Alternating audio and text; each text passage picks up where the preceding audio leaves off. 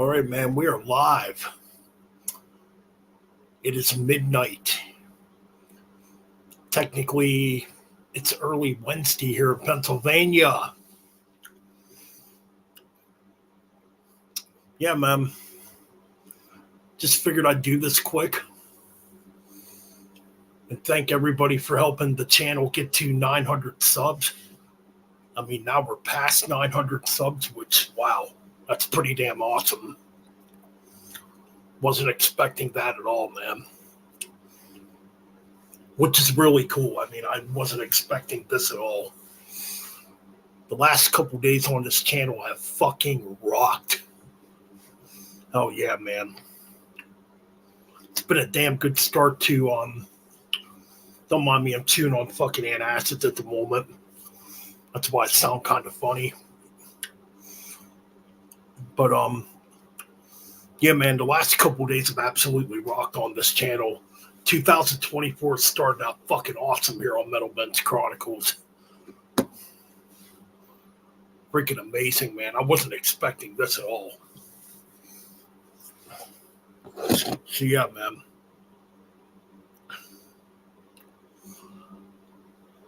So yeah, man, I just wanted to thank everybody for helping me get to, that fucking 900 subscriber mark.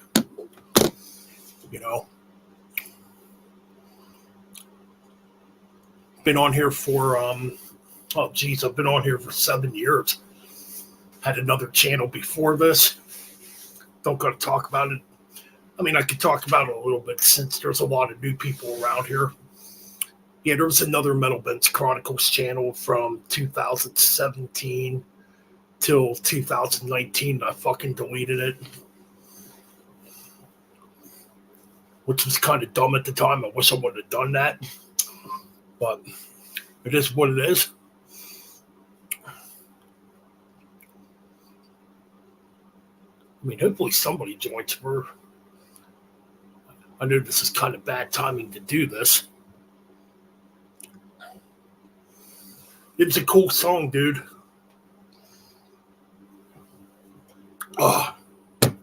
Really cool song. But yeah, 900 subs. Holy shit. Well deserved too. I've been on here for 7 years, like I said. It's freaking awesome, man. And as right now we're at 921 right now. That's fucking killer. Shit. Man. Like, I did an 80s speed metal radio show last Friday night. I did not expect it to get 18, or not 18, but almost 2,000 views as we speak. That's fucking crazy. I wasn't expecting that at all, man. That's freaking awesome, man. And I've gained, I think, almost 75 subs in the last 2 days. Freaking insane. That's fucking killer, though.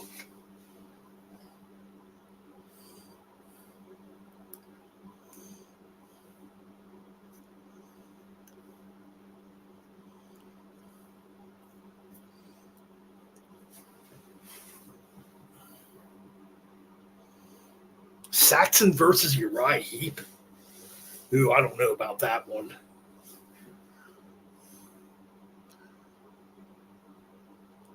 I know if there's 4 people out there, go subscribe to Mean Metal Mike.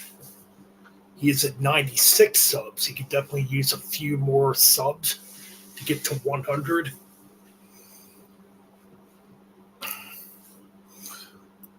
But as far as the Metal Bastards Hangout YouTube channel goes,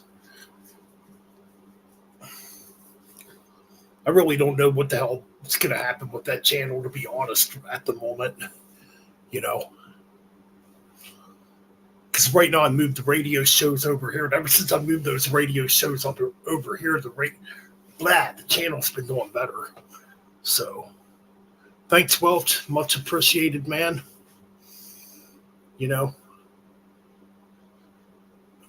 It's really awesome, man. I mean, fuck.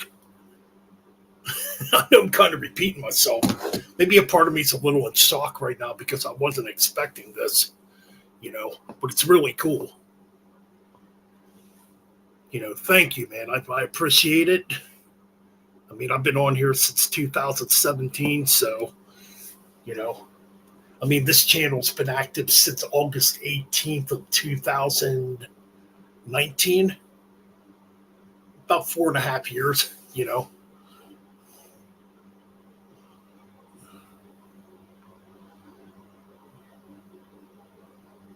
Oh no, man. Have you put up any drumming videos as of late? Usually send me them, and I don't remember seeing any.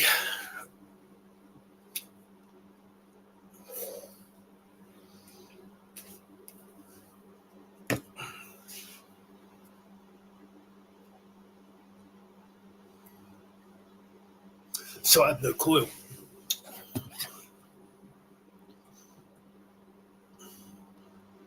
But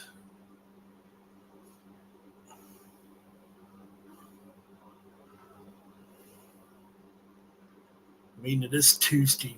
Well, it's early Wednesday morning. Kind of planned this at the last fucking minute, to be honest.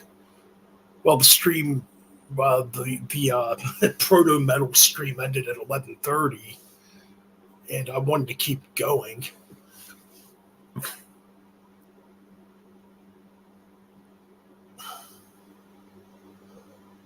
I ain't got time for fucking drama no more. I'm telling you what, dude, I'm fucking 45 years old now. I don't got time for babies and pussy ass shit no more. Getting older, man. I don't want to hear people whine and bitch and cry all the goddamn time. Now I know how some people felt when I was fucking doing it. At least I can fucking joke and laugh about it. Holy fuck, dude.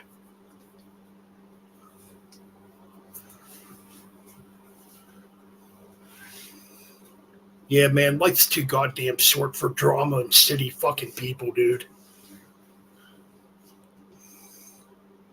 Gotta surround yourself with fucking cool people.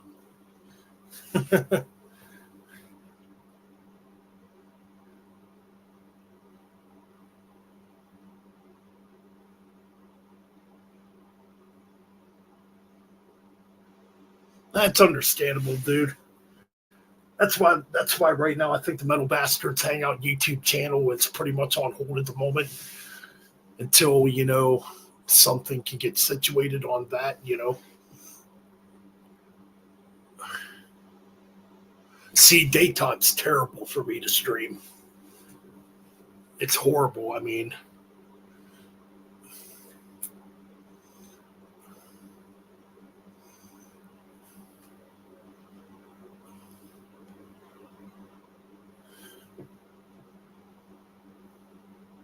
Surround surround yourself with potatoes and not broccoli. That's a fucking new one.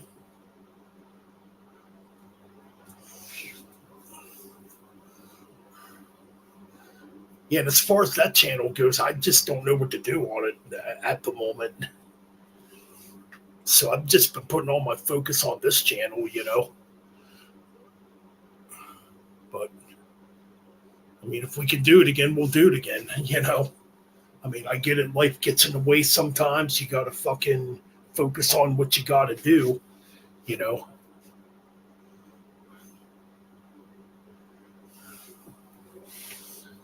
It is what it is, dude.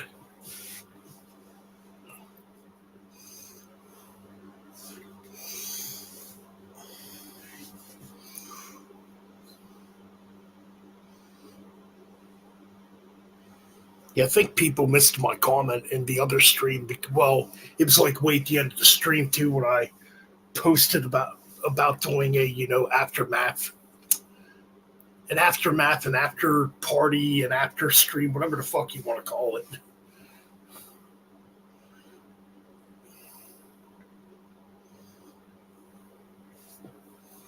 So I'm definitely not expecting like a ton of people here, but stranger things have happened.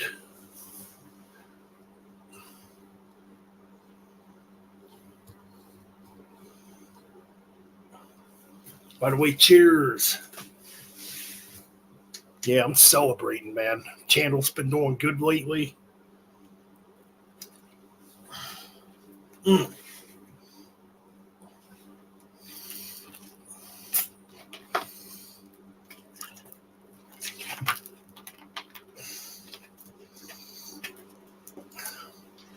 And what I should have done too when I was live, I should have put a poll in the stream. And I thought about this right at the end of the stream too, like because I was planning to do a hardcore punk stream on Friday night. And I should have posted, or I should have did like a poll in there, like, do you want a new wave of British heavy metal stream Friday night, or do you want a hardcore punk stream Friday night? You know what I mean? As far as like a radio show goes.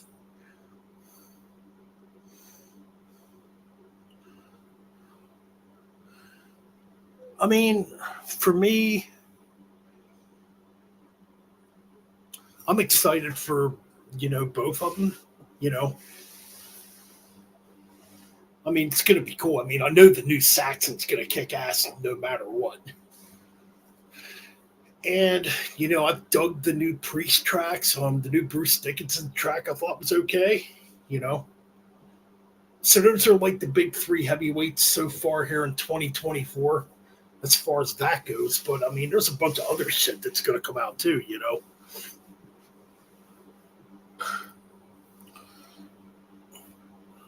I mean, I like the new Priest songs. I know, I know Ralph Fiera don't really care for him, but I mean that's his opinion. He's allowed to have his, he's allowed to have his opinion.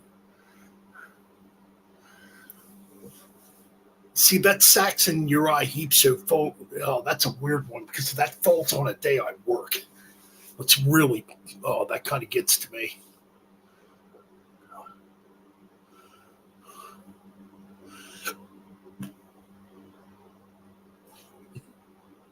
I'd love to go though. I would definitely love to go. Absolutely, man.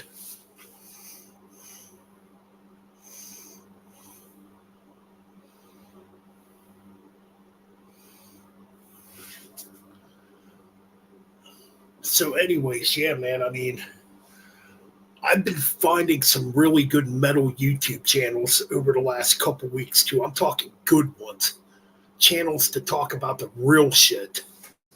You know, talking about Mordred Red, which I can't review. I can't wait to review that EP on Friday, man. I did a new intro too for yeah, I went out and recorded it today. I did a new intro for my black metal reviews. I am going to try to bring back a little bit of black metal to the channel. So I went out and re-recorded a whole new intro. Brought back the old Metal Bends Chronicles black metal logo. So it's going to be cool, man. And expect a lot of hard language in this fucking review too. So if you're easily offended, it's simple. Don't fucking watch it. you know.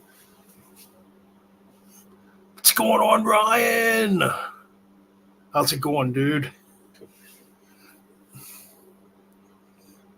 That's another one that needs a lot more subscribers too. Damage Incorporated. That dude does a lot of hard work on his channel.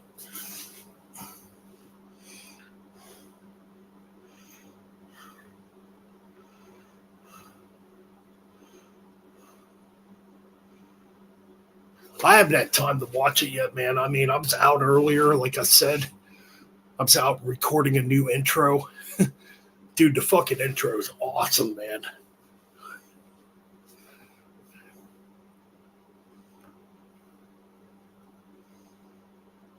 I mean, if anybody wants to come on, dude, I'll send links. Oh, yeah. I mean, I did put a. I mean, this face group, blah, this little face group room was kind of just whatever. But I did add us YouTubers back to God, what am I trying to say? Jesus Christ, I can't talk.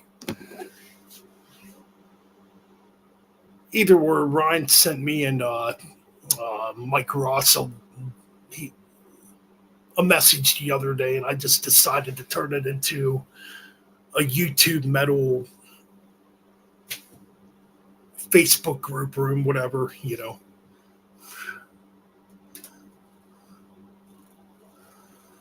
The Bastard's Corner. I mean, that's pretty much appropriate.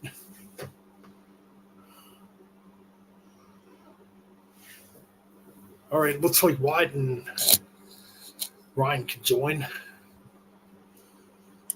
I had to nick to the group room too, so I tried to add everybody that normally comes on my stream, so it's not too much of a headache to get everybody on board. But I can add Ryan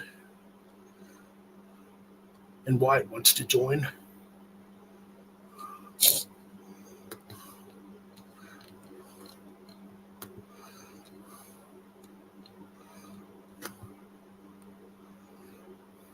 I think I'm still okay.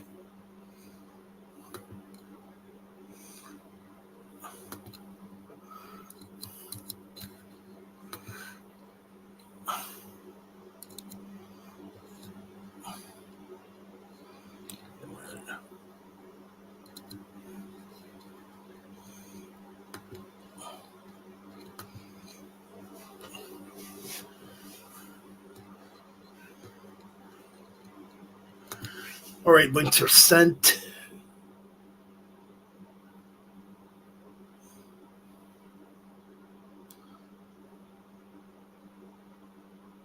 Oh, Jesus Christ, Saxon deep cuts. I know one song I'd love to hear live is Machine Gun off their Wills of Steel album. What's going on, Brian? Not much. Yeah, I realized. Yeah, I was like, what is this channel? And I'm like, I know, I kind of planned this one at the last minute. Yeah, I think with the group chat thing, I realized that was for the 2012 thing, and I mentioned to you and the other Mike.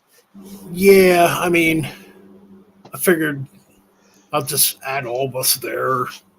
Yeah, pretty much, yeah. But anyways, yeah, what's going on?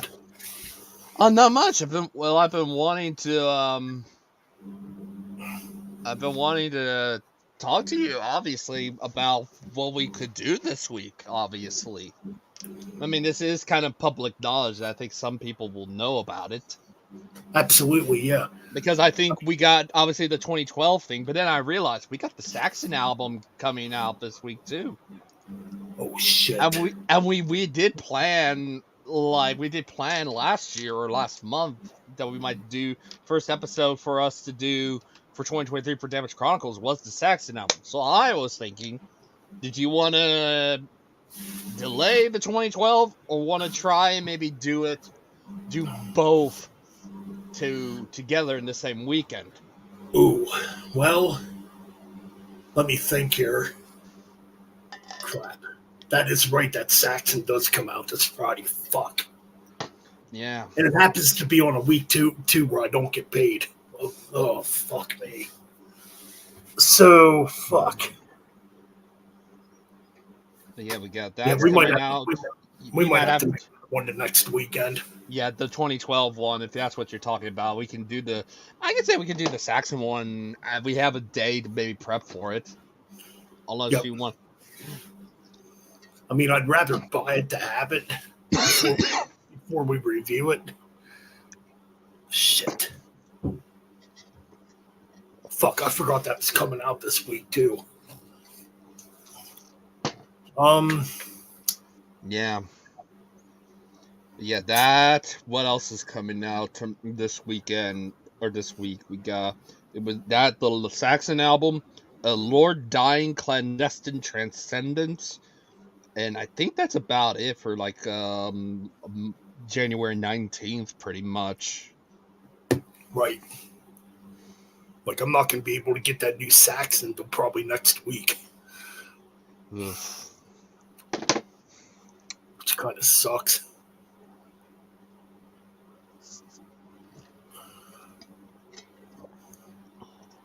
I don't know. I We'll didn't see. even. We'll Yeah, see what happens. Maybe I could get it on Friday still. Yeah, definitely, and hopefully it comes Saturday. But if not, I'm definitely think we can. If not, but I'm like, I don't know. If I'd rather be able to do it when it just came out and stuff like that, so people can, it's fresh, so that everybody can, find reviews of it relatively quickly. Yeah.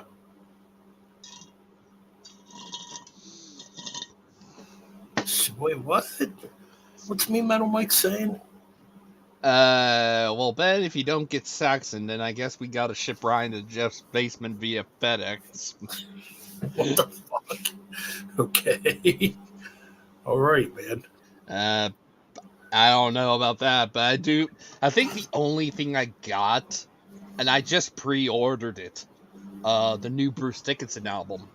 I pre-ordered it on Amazon, so it'll be a while before I be able to get it. But well, I'm hoping our record shop gets that in on Friday. That new Saxon. I purchased it, pre-ordered it on Amazon, and it's the one it's the bigger edition one, pretty much. It's not like the regular. Oh, it's the one with the comic. Okay. Yeah, because let's see something there. If I remember, if I had a website up of that, but I don't know if I still have it up.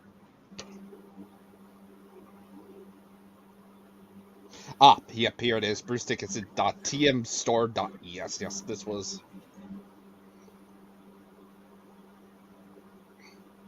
View all products. Crap. Yes, it's the Super Deluxe CD Book Pack Edition. Normally on this website it's $32. It was around $28 for me, but it was the one with the book or the comic. Ooh, crap. If I ordered it now, it wouldn't be here till Monday. Shit. Oh, the Saxon album? Yeah. I'm hoping my record shop gets it in on Friday. I'm going to look on Friday. Hopefully they get it. Yeah, hopefully. So I can buy it. Because I'd rather have a physical copy of it and listen to it a few times. I mean, yeah, you can listen to it on YouTube too. Yeah, listen to it. Yeah, you listen to it once. I'm the one that's like, okay, maybe listen to it a couple times, but I know when I'm listening to it, definitely get the notes and stuff for it and be good to go. Right, absolutely. I mean, I guess we can talk about. I guess we could do. I don't know. God, I'm kind of puzzled what to do here. Shit, if I fuck. I mean, I guess I'd much rather delay the 2012 thing to maybe next week, but then I also realized I think we could delay that because I still probably need more time because I have a lot of albums on that list of what I want to talk about in there. So, like I said, I got a good memory on a good number of these albums. Like I know by heart, maybe probably wouldn't need to listen to some of these. I probably know by heart.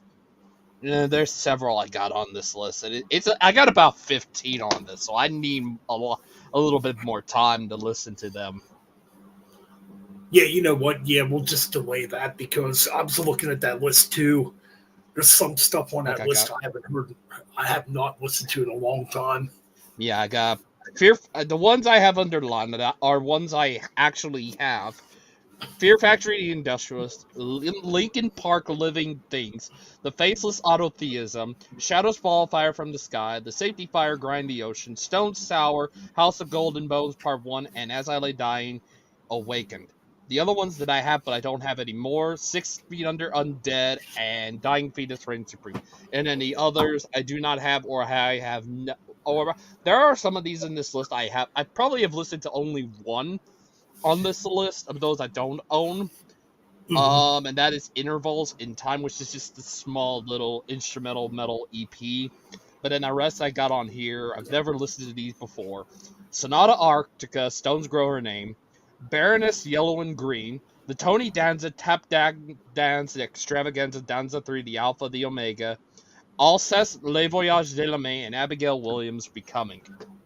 I have never, ever heard any of those fully up front to back, ever. Wait, a minute. A band called Tony Danza?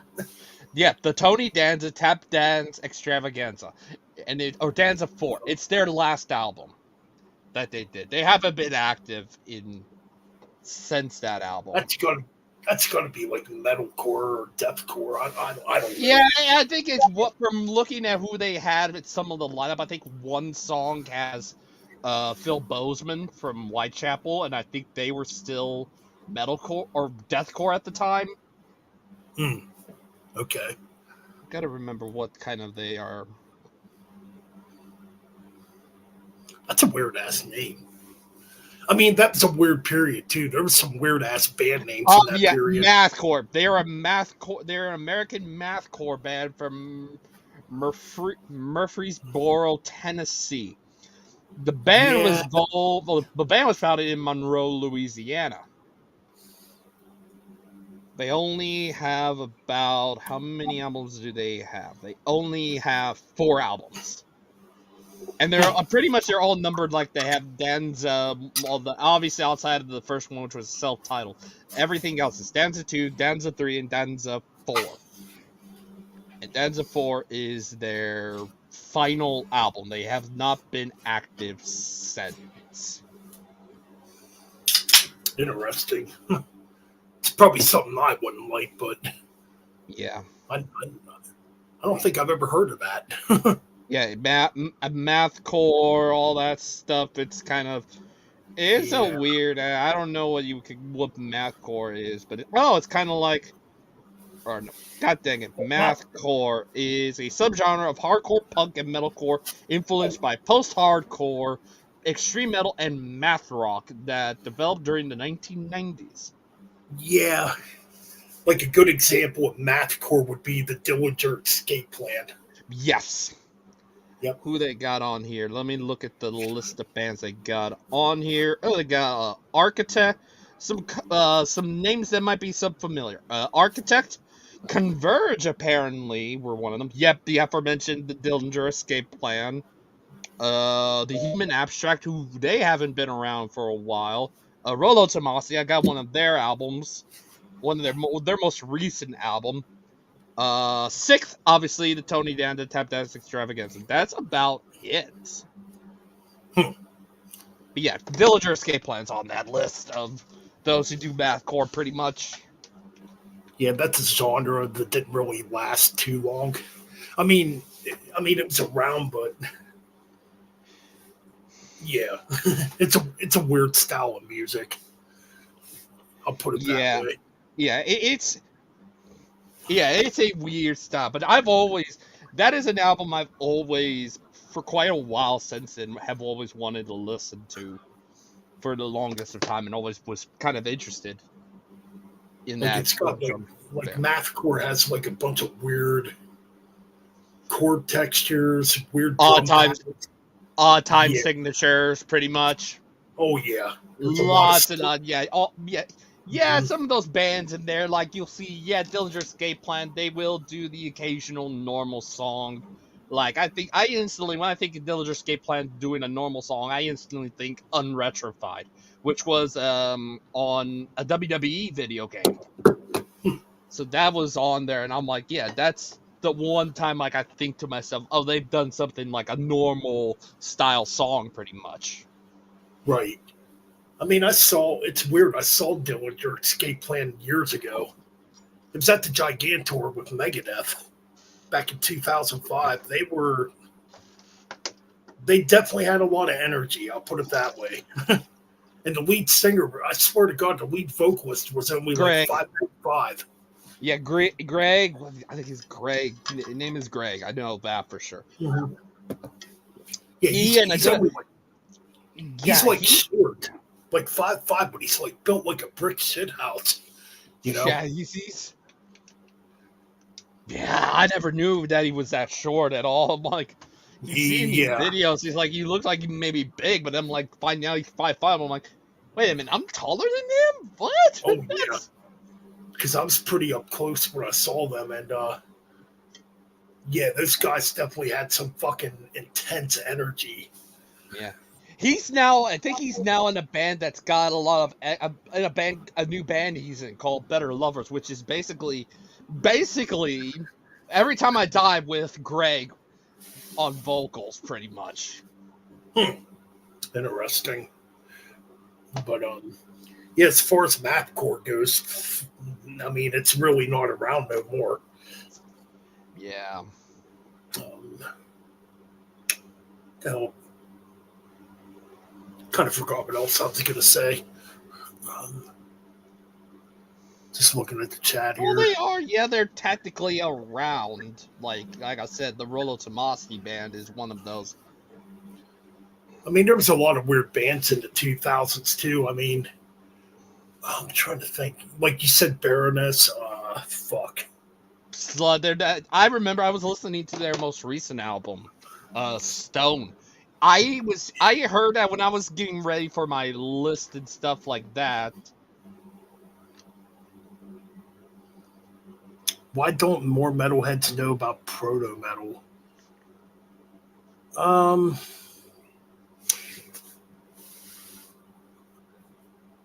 I don't know how to answer that question. I actually think proto metal has kind of come back in a way. I mean, there's a lot more bands in the underground that play like Sabbath style metal compared to what there used to be. But what else do we got? What's up, Karen? Welcome back. Hey, Zach Blabbeth. Zach Blabbeth is still here. We got Metal John here. Yep. Iced Earth John. I'm always gonna know you as Iced Earth fan forever. Yeah, Iced Earth John. That's what I always will say that. That's how I know him. Right. Yes, Sir Fungal, yes. I know you love that band. I love them too. They're awesome. Yep. I think the new album's fucking great. Yep.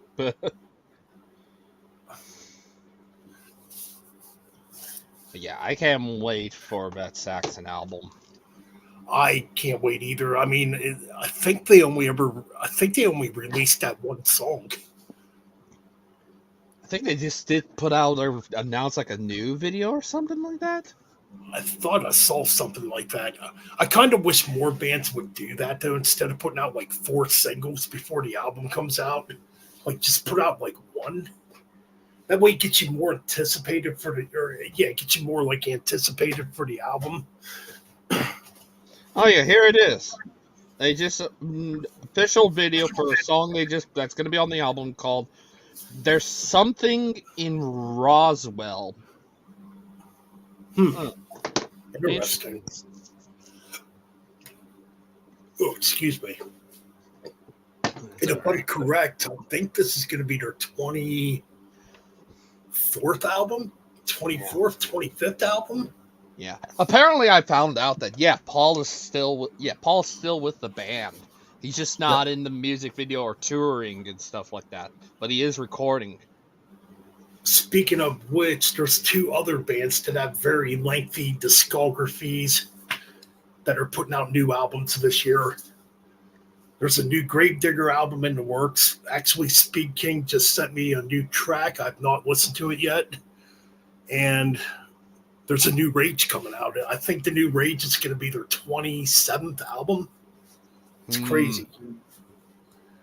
And we got Wyatt in the house. Yeah, sorry. Hey, Wyatt. Sorry, it took me a while. Sorry, but bird is the word. Yeah.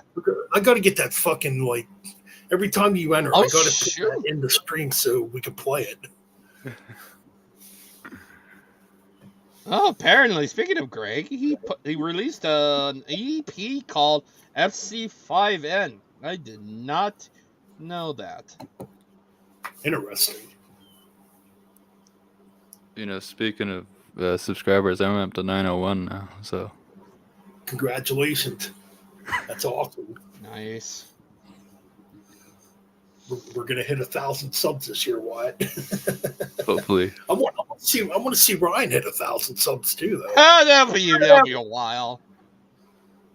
That'll be a while. But Maybe it'll yeah, it's happen pretty this year. cool, But though. I don't think that would. I don't know. I don't know if it'll happen. You never I know. mean, Yeah, pretty much. I'm just looking through here and seeing if there's anything else that's added that I should probably add to the list that was added on Wikipedia. Yeah, I was going through my albums. I might do a whole discography ranking or review of every album I have. of every album you have. Yeah, So how many Wow. CDs do you have? probably Just out of curiosity. at least 200. Wow.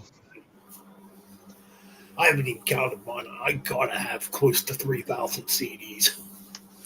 But you're a lot older Yeah, than you're a lot older than me. So True. That's very true. yeah, Where am I? Oh yeah, Ralph. Yeah, I mean, it would definitely be cool to have Ralph on a stream at some point. Yep. Either or, shout out to Ralph. I hope everything gets better for Ralph. Seems like he's kind of had a rough year so far, but he's still hanging in there and doing his videos. Yep. What's going on? What's going on, King of Oh, Swords? there's the other Mike. Yep, he's here. He's here for the party. First time ever. We got both Damn. mics in the chat. Yeah. Can't believe I've been on YouTube for 7 years. I've been on Well- it longer. I've been on it longer than you. Yeah, you've been on here since what, 2010 or no, Nine. 2012, right? Nine. 2000. Nine. I've had a channel since 2009. 15 freaking Damn. years. That's a long freaking time. Yeah, that's right. If anybody needs a lot of subscribers, it should be me. Been on here for 15 That's what I'm years. For Christ's sake, come on. Should have like 5,000 subs by now. If I had that original channel, I might be at 500 maybe. If I still have that maybe channel, more but I than don't think I have that channel anymore. It's not around anymore. Damn. I can still have access to the videos, hopefully. Fingers crossed. So you've been around since pretty much the early days of album reviewing. Yep, when it was in its infancy. And then I end up making a comeback where a good chunk of people were gone. I'm gonna say a lot of those people I don't even think are around anymore. No CK, only one needle drop. He's the only one who's been around. Yeah. Well, who's that other one? CKN's not around anymore. No, he retired. Oh, the one from the UK. He's been around for a long time too. I don't Strong know why. Boys? Strong Boys? Yes, he's been around for years. Yeah, I know. Oh, yep. Me and him, we have seen our fair share of what's happened in YouTube. We've seen it go. The last time I saw he had health problems. Killer Nation. Yeah. Yeah, there was something going on there. I'd rather not talk about it, but just out of respect, you know. Yeah, pretty much. But yeah, Cover Killer Nation might be besides Ralph, those were like the two originals. Needle Drop was one of those. Needle Drop's the only one that's successful out of anybody who's done the review. He's sort of obnoxious to me. Yeah, but for Christ's sakes, he's been doing this for so long. It's just like he's successful at it. It's like it's crazy. Yeah, it's crazy. He's been doing it since 2008, 2009. Yeah, he'd been there from the beginning too. Well, from Yep. my time. And I believe he's in the million. I believe he's in the millions when it comes to subs. Let me Yeah. see. Let me Well, see. then again, he does talk about a lot of like mainstream shit. Yeah. He doesn't really talk about a lot of metal. January 20th, 2009. It's a long ass time. 2.81 million. I mean, early on, he kind of talked about metal. I did see him review Zaster before on his channel. That's like over 10 years ago, at least. Yeah, he's doing all those. Let's see, the first video. His first video was I Saw Sun. Oh, that. You know what? Yeah, you're right about that.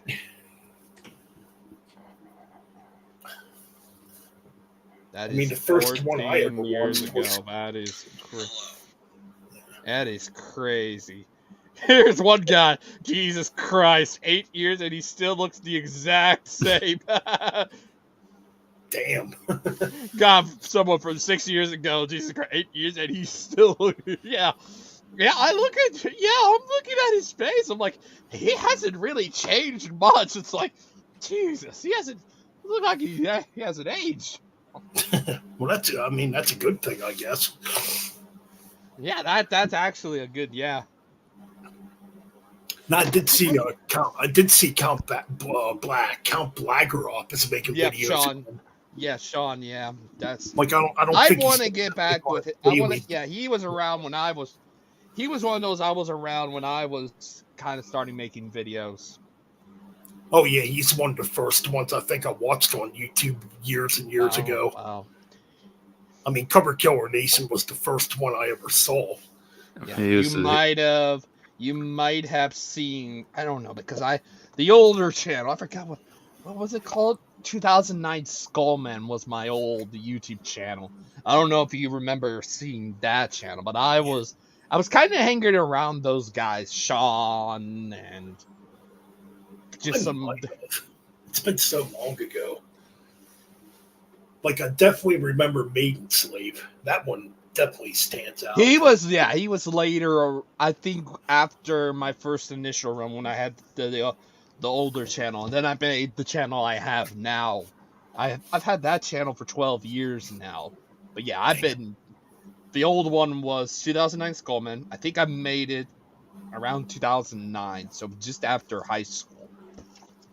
So this would have been around a time period between somewhere before the end of the year, between I think June 6th to the end of the year, somewhere around there was when I made my first one, and then I made the current one I have, which has been the only other one I have had around 2012 after my first run, pretty much, and it was just another channel, and that's where I discovered Maiden Slave, Chainsaw, Daughter of Vampire, Strong Boys, Thomas the Rockaholic, those guys pretty much. Okay, I do remember some of them people. Yeah. You know what? Right, Actually, Thomas is still around, believe it or not. I don't think he does the video things anymore. Yeah. But I know it because I do still follow him. I follow him on Instagram, and he posts a lot of wrestling stuff now. So. Okay, cool. Oh yeah, the Metal Voice. Those guys have been around for a long time. I follow them on Facebook. Actually, they're one of the early channels I first saw too, way back in the day. I think I remember them too. Yep, Jimmy K. Yep, he's a pretty cool guy. Jesus, they are still around, which surprises Razor me. Fist, yeah. But Razor Fist don't really talk about music anymore. Yeah.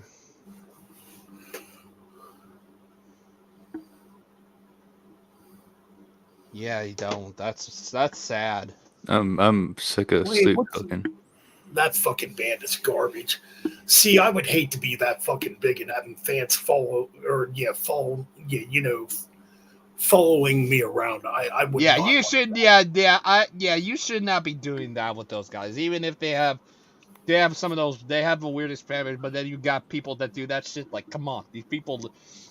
Yeah, they have a stage presence. That, yeah, they got lives outside of this. I mean, come on, don't be doing that Absolutely. stuff. Doesn't matter how shitty their music are. Don't be following them. That kind of shitty. Like, you get the. If they're strong enough to, if they're willing to do it, they'd knock you the fuck out. Like, these are And I real just- life people. They'll fucking, like, it doesn't matter what you are. It's like, if you do that without knowing the consequences, they'll knock you the fuck out. Like, come on. Absolutely. Speed King, what's going on? Welcome back, man. There's the aforementioned Speed King. Absolutely. Still got me, Metal Mike, hanging around the chat room. Mike said he'd rather see the Kiss avatars than Sleep Token. You know what? I'm actually going to agree with you. Fuck Sleep Token. I want to rant on that fucking band so bad. Just stand in front of a pistol and piss. That's my fucking review of Sleep Token. Piss No, in just your fucking toilet.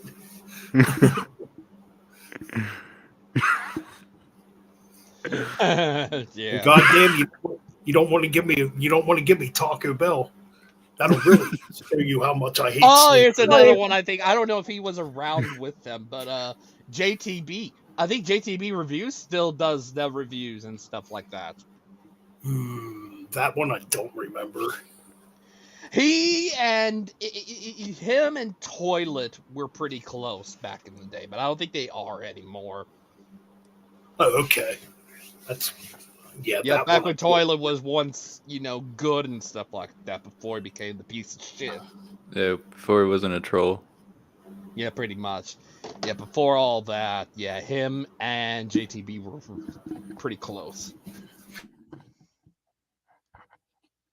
Oh? Ben? You there? Oh, his thing. Oh, are you there? Can you hear me, Hello. Ryan? Test Oh, two. boy. I can hear you. Okay, camera's acting up. Yeah. Okay, there we go. Okay. Choppy as hell, but still good. Okay, getting better and better and better and better. Okay, we're good. We're all good. All right. Don't be stupid, internet. Yep. I'm like, give me nightmares of the decomposed over Sleep Token. Hell, it's a masterpiece in comparison. Oh, Yeah.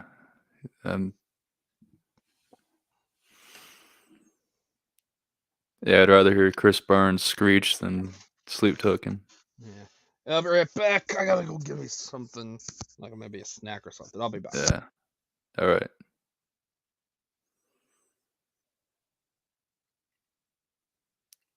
Yeah, I'm gonna have to agree with you, Mike. Sleep Token's a bunch of shit. I don't know how they even got popular. I had to sit through them last year. Or the year before. No, last year. It was terrible.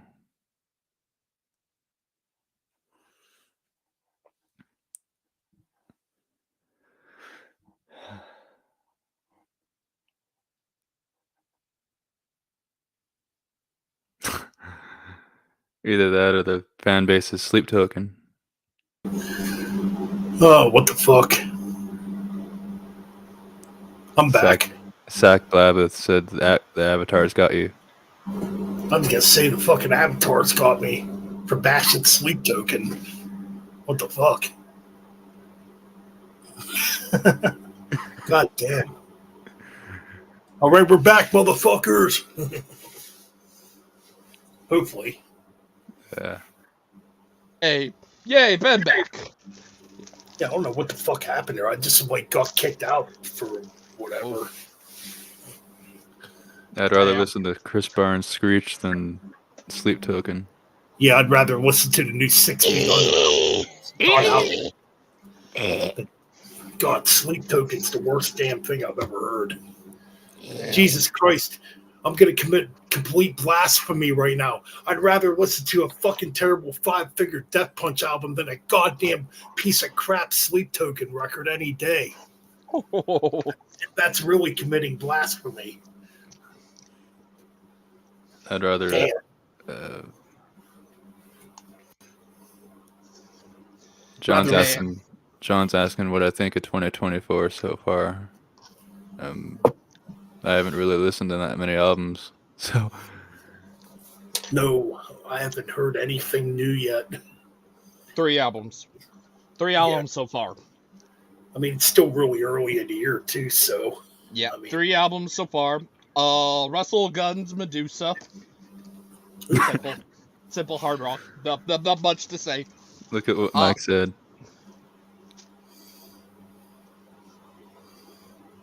Oh, let me blow that fucker up. We're gonna.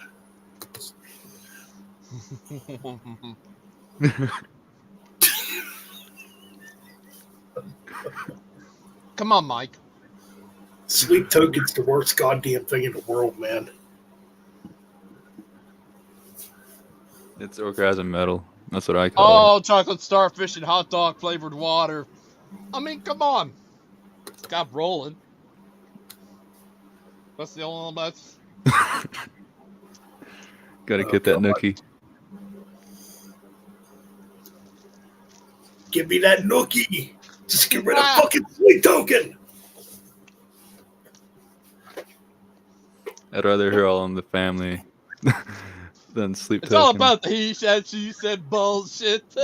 At least I said, you can hear that. At least it's entertaining. It's funny. God. And it's entertaining. Sleep Token. That's a band that every motherfucking metal band should be bashing. You know that song All in the Family by Korn? God, that's an old one. Yeah, I've heard it before. Yeah, but I'd rather listen to that than them.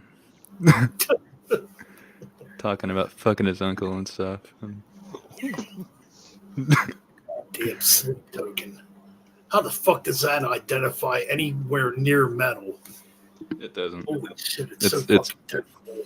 It's orgasm metal. That's what I call it. Oh, dude, what's that other one? There's another one that's as bad as Sleep Token that came out. Oh, God. You know what? I'd have to go through the Metal Meltdowns reviews because I kind of forget what that one's called at the moment.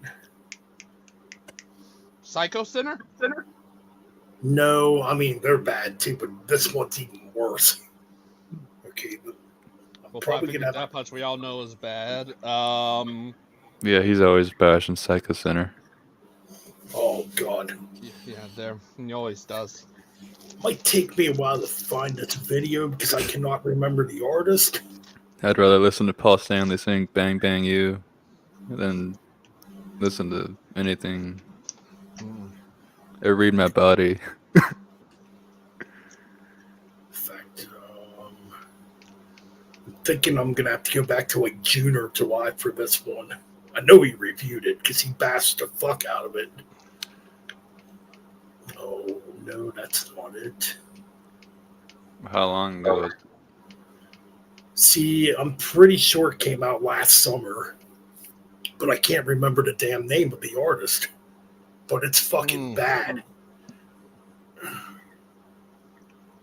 Wait, is this it? No. Let me see. Okay, so it can't be Psycho Center. Could it be 6 Feet Under, maybe? No. It's a newer art. It's a fairly newer artist. Is this it? No. I think I'm getting close to it though. Fuck. No. No.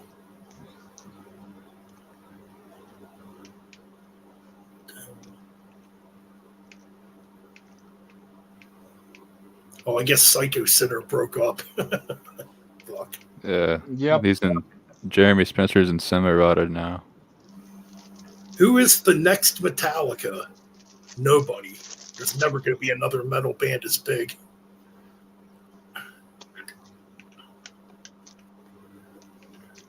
No, that's not it. Fuck. Let me think. I really hate to compare Metallica and Taylor Swift, but I think she's gonna be as big as them pretty soon. I am I getting think, so- yeah, I would think so. But in terms of metal, I don't think any other band's going to be as big as them. No. Is this? No. Well, I found a Sweet Token review. What the fuck? God damn, I can't remember the name of that artist either.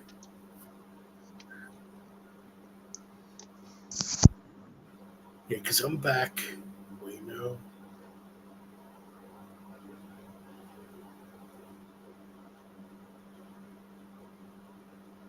Is this?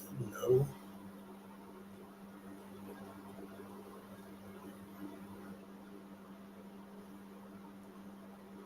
Fucking baby metal. Ugh. That's more cringe. I'll never forget that rant you did. Yeah, you know what? I should have fucking never deleted it back then either. That really pissed people off. I can't find that fucking. Oh god.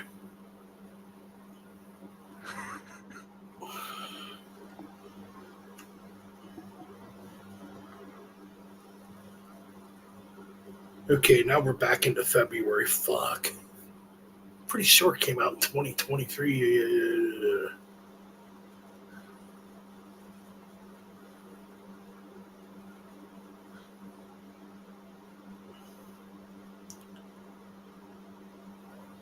This might be it. What?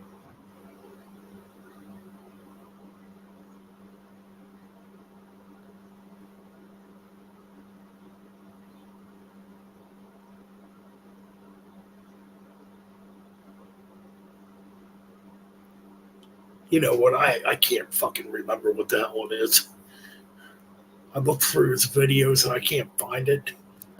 Or I just simply forgot the name of it. Of the artist, that is. Ah, Either where it's like a mixture of fucking emo, punk, goth, mainstream shit. Is it Falling in Reverse? No. Fuck, I can't Motionless? remember. Fuck it is. Motionless in White? No.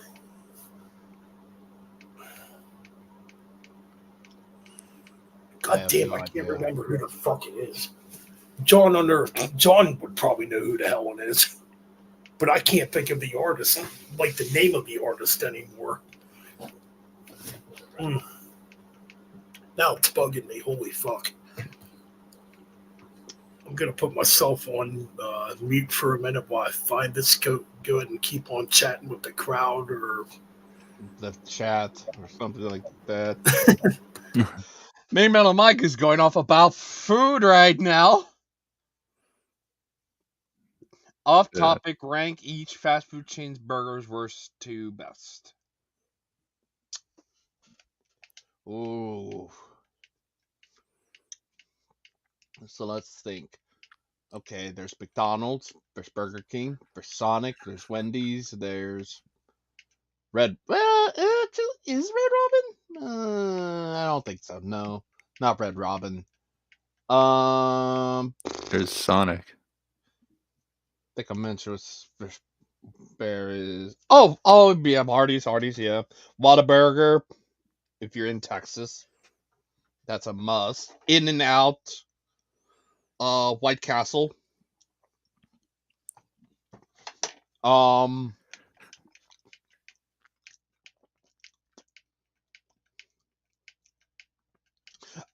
Culver's. Oh, Jack in the Box, yep. Jack in the Box, Culver's has got to be one. I'm back. I found it. Oh, What is it? It's called Kim Dracula. Oh, it's fucking bad. It's so fucking bad. who? Kim Dracula. They are horrible. They're as bad as fucking Sleep Token. Isn't that a woman? Or I don't even know what the fuck it is. It's some fucking freak.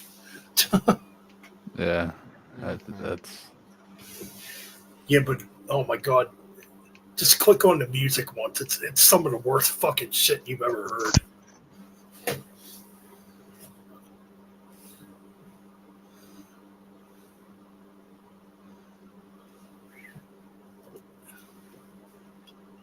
Like I don't know what the fuck to call it. It's besides shit. That has nothing to do with fucking metal.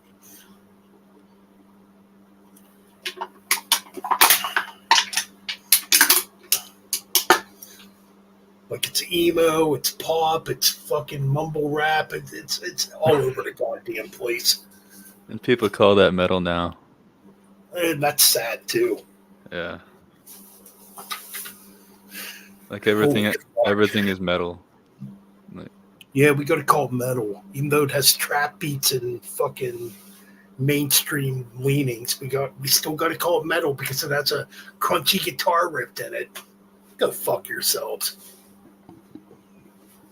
Gloom Bloom, what's going on, man? it's been a while. Yep. Oh, it's bad. It's bad, man. Just I mean, set if it on fire. you think Sleep Token's bad, Kim Dracula is just as fucking bad.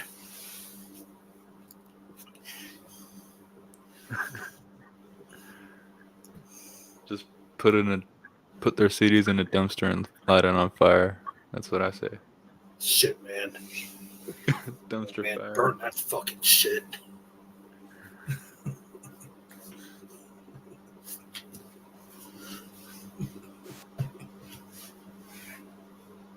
That'd be a fucking funny hardcore album.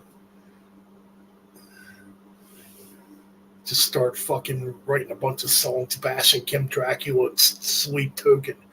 If you're at our fucking show, you fucking fancy these freaking. Well, I guess better not say what I want to say. Yeah, just save it for the album.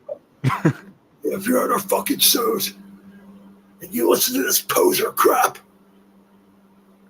and I see you motherfuckers out in the parking lot, I'm gonna beat your fucking asses. Something like that.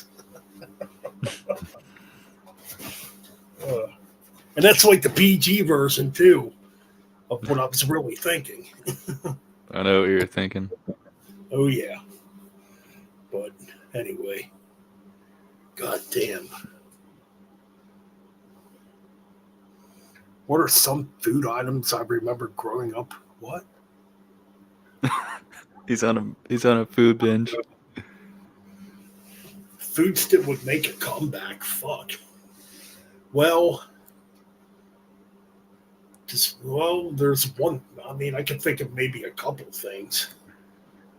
Like they used to make those pizzeria chips back in the. Oh man, I'm trying to think who made them too. But no, there was these pizzeria chips. I think they were made by Keebler's. Dude, those chips were fucking amazing. And I have not seen those since probably the 90s. Then, then Doritos. Oh man, Doritos used to make Pizza Hut and Taco Bell flavored chips at one time.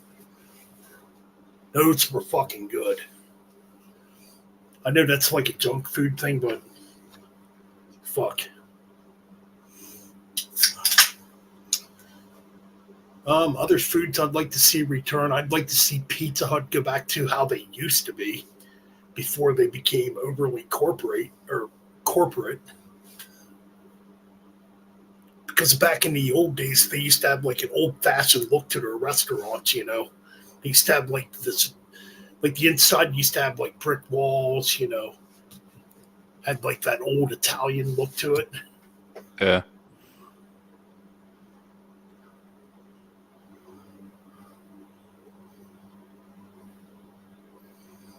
So, me Metal Mike's on a food binge. Yeah, he's talking about food. Yeah, I remember there was. I mean, it looked more modern, but there was a Pizza Hut in Washington, Illinois, just across from McDonald's, and it would have like the buffets and stuff like that. And I'm like, oh yeah, Dude, and the all you can eat pizza too. Oh god, that's oh my god, they had They had a fucking awesome buffet. I do remember that because we used to have that here. And the other day I was asking a friend of mine, I don't know how we got this fucking conversation, but Me Metal Mike. man, I'm like, man, do you remember when Pizza Hut used to have their buffets? I wonder if there's any places still left that still have it. Yeah. And apparently there's still a couple, I guess, but there's not very many. Yeah. Dude, he got trolled by someone last year. The Who did? Dungeon Wolf. Man, fucking trolls. I was getting trolled on, I think, on like Friday or Saturday. Oh, was he? No, I was. mean, trolls, you know. I kind of laugh at them now because when they do that shit, it just means they're triggered. Yeah, like Yeah, clicking- pretty much. You done something to hurt their damn feelings. Yep. and I'm not even sure if it was a troll. I just blocked him because he said there's something wrong with my video. Oh, they were trolling you. Yeah, Oh, there was something wrong with my video, and they wanted to help me. well. From now on, I'm gonna start keeping my comments up if I get that shit. In fact, there's a bunch of fucking. I laughed, man. I haven't been on my Metal Bastards page in a while, but there's been people over there leaving dumb comments. I just left them up. I'm like, this shit don't fucking bother me no more. Oh, yeah. It's like if you wanna be stupid, be stupid. I don't, whatever. Yeah.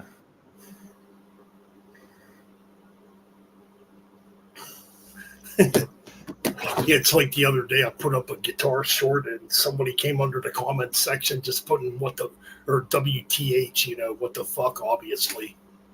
I'm like, what's that supposed to mean? I just kind of laughed. I'm like, that's a pretty lame insult, you know.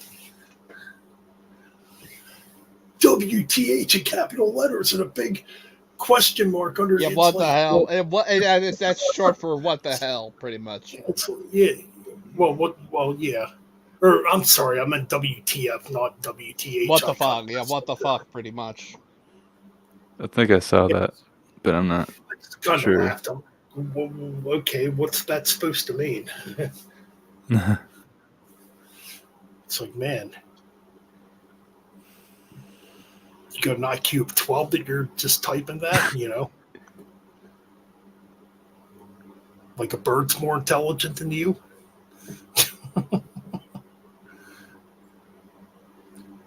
Well, Domino's back in the 80s was not that great. I would agree there. Like, Domino's now is actually better. I mean, I remember the first time I ever had Domino's. I don't know if it was at. I just remember absolutely loving their thin crust pizzas. Absolutely fucking love their thin crust pizzas. yeah, they're pretty good. I mean, Yeah. back in the 80s, though, they used to only have like two basic kind of pizzas. It's just pepperoni and plain cheese. And yeah, their pizza back then wasn't the greatest. It definitely got better over time.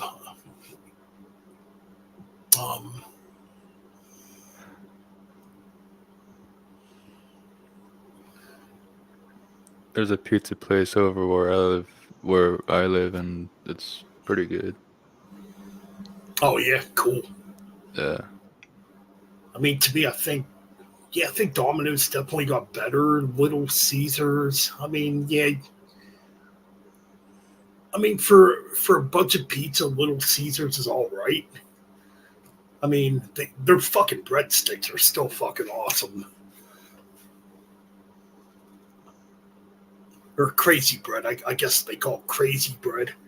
But then they got like the cheese sticks, the fucking pepperoni sticks. They're pretty good. Yeah, Papa John's could be hit or miss too. I mean, to me, I think they've kind of fallen a bit too.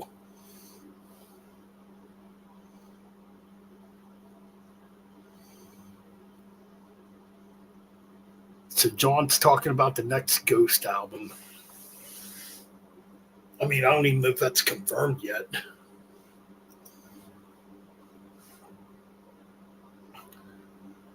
I mean, I'm pretty sure they're probably working on another album.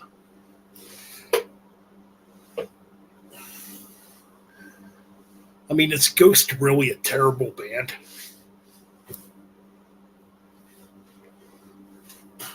What do you guys think? Oh, what?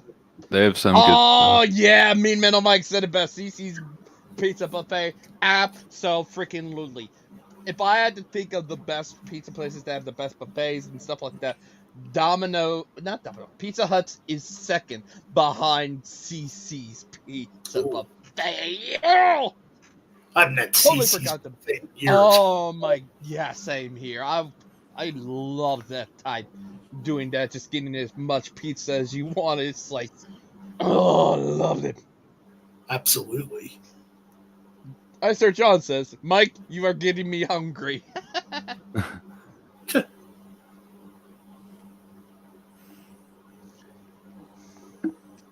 mean, aren't we all getting a little bit hungry? Maybe. Yeah. Peter Tagrin produced the next Ghost album. You're talking, yeah, from Hypocrisy. Be interesting. It'd probably be a heavier album.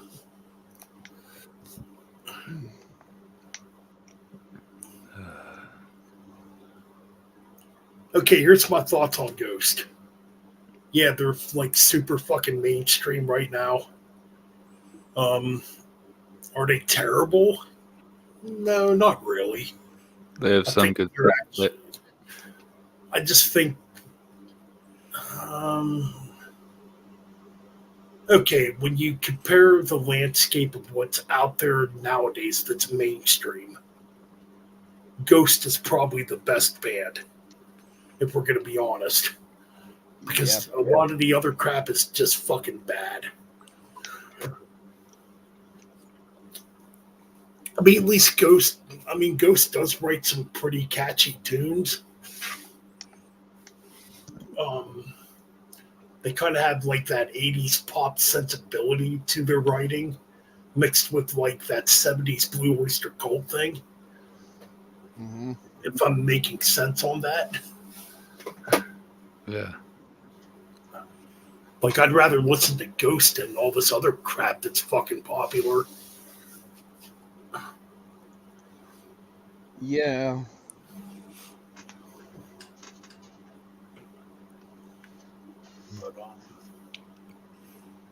No, he just trolled. He just trolled Kim Dracula. Who did? Zach. Zach Plavith. Good job, Zach. Yeah. God damn, man. That'll be another wild fan base. You can't say they suck. Fuck you. We did. They suck.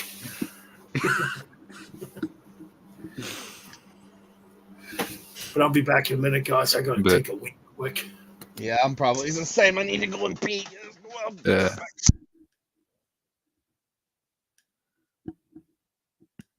No, I think Portnoy would do a good job on the drums, Mike. I'm not sure if I'm not sure if I've ever heard Kim Dracula before.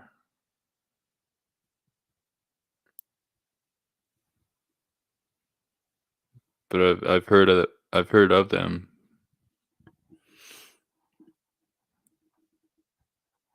They just seem too weird for me.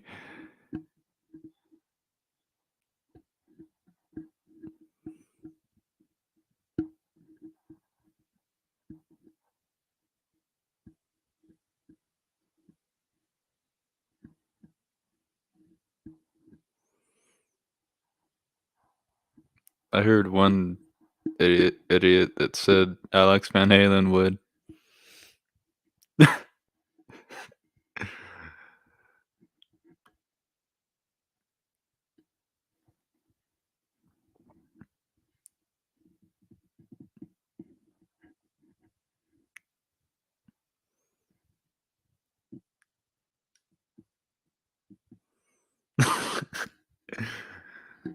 What's it gonna do? Do his ease or screeching?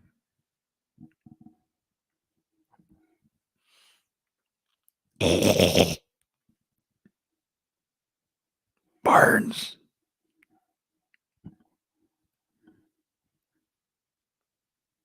I can't do it like you.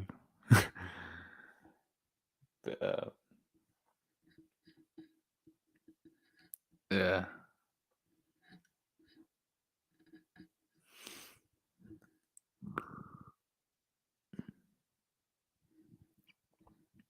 He does. All right, I'm back. So we're still talking about Kim Dracula. Yeah, Mike brought him up. He just trolled him. Good. People like that Um, deserve to be trolled for putting you know, out crappy music. You know what's funny is I heard a guy, an idiot, say that Alex Van Halen would do a good job on Rush. Wait, Alex Van Halen? What? You know what? I mean, Alex Van Halen's a really good drummer, though. Yeah, no, but it's not his style. You know No. what? You're right about that too. Like to me, it would have to be Portnoy, but now Portnoy's back in Dream Theater, so Oh yeah, but he could balance bands, I guess. yeah. Like I'm just sitting there thinking, like, who could fill in for? Maybe the drummer of Tool could fill in, like, as far as like if Rush were to get back together. Maybe whatever the fuck the drummer's name of Tool is. Danny I think- Carey. Oh, Danny Carey. I think he could probably do it. I think the last person I thought that everybody thought could work was Portnoy, until before he rejoined Dream Theater. Yeah.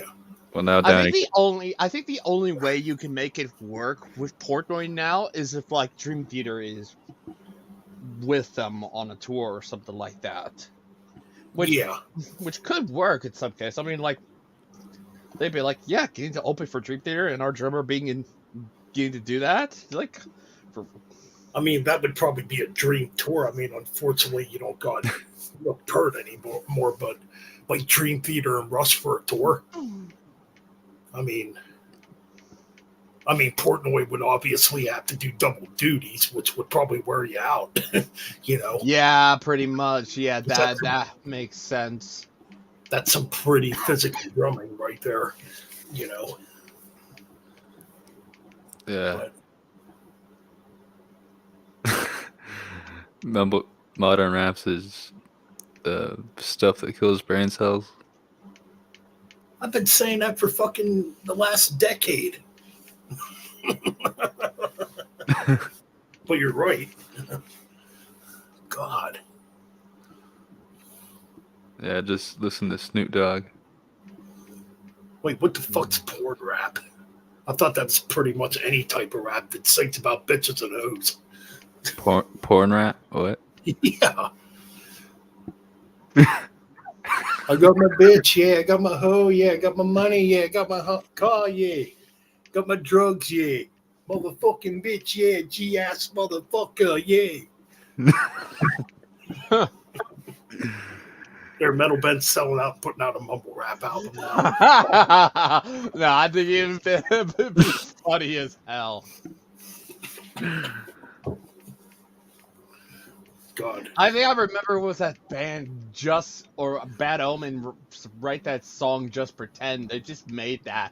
Hearing that, they just made that just because, like, fuck it, why not? They ironically decided, yeah, I'll do it one time or something like that. And Right, exactly. they made a popular metal song that people possibly still use and stuff like that. It's just like it's a one-time thing. It's just like, yeah, we're just doing this one time. Like, Yep. Mumble rap. Just program a goddamn beat on your fucking iPhone or smartphone and go. That's all you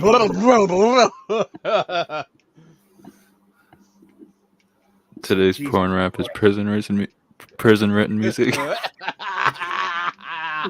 pretty Yeah. hilarious. That'd be hilarious. Wait, what the fuck is this Bastard Rap debut album titled DJ Swaggy Mike and the Bastard? What the DJ Swaggy back. Baby Metal Michael, you can't. That's so hilarious. I feel like Mike That's- might have had too much. Might have had a lot of alcohol in him. A lot of alcohol consumption might be within Mean Metal Mike right now.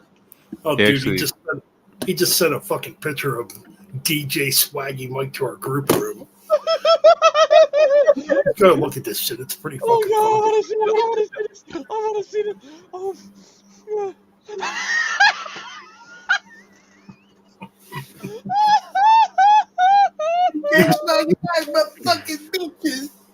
DJ Swaggy Mike, Mean Metal Mike, Rapid Cousin. Yeah. You have the alter ego of Mean Metal Mike. It's fucking good. That'd be so hilarious. Be like, see if I could. That might be your best character yet there, Me Metal Mike. DJ Swaggy. No. I don't think anything's going to top Shit Barnes. Well, Nothing yeah. will ever top Shit Barnes. DJ Swaggy Mike and Shit Barnes, the greatest collab of all time. gonna see. Oh, Christ, I was just thinking that too. I'm gonna see if I could pull it up. What, you're pulling up shit Barnes? No, I'm. Oh, How do I?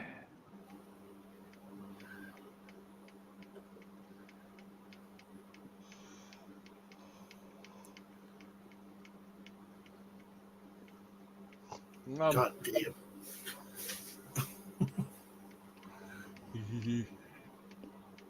that'll be the collab of the century. DJ Swaggy, Mike, and DJ Shit Swaggy. Barnes. Greatest collab of all time. They'll be That'd be rapping hilarious, about. They'll be rapping about volcano insurance, and pink goats, and smoking weed. All while Shit Barnes would be just doing.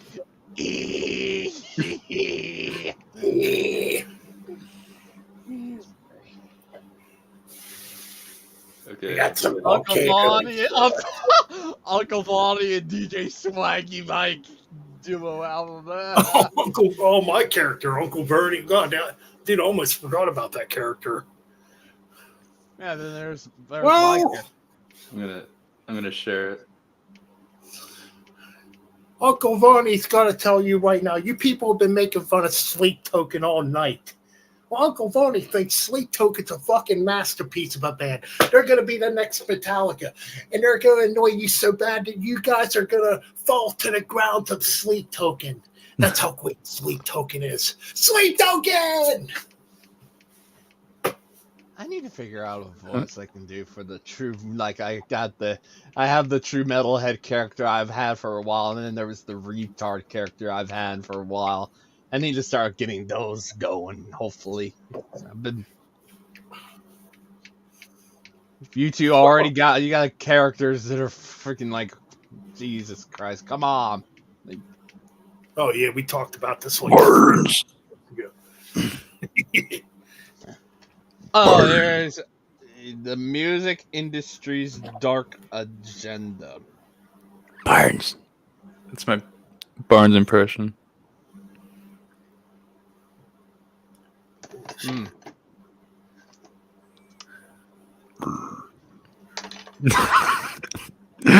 Give us your best Shit Barnes impressions.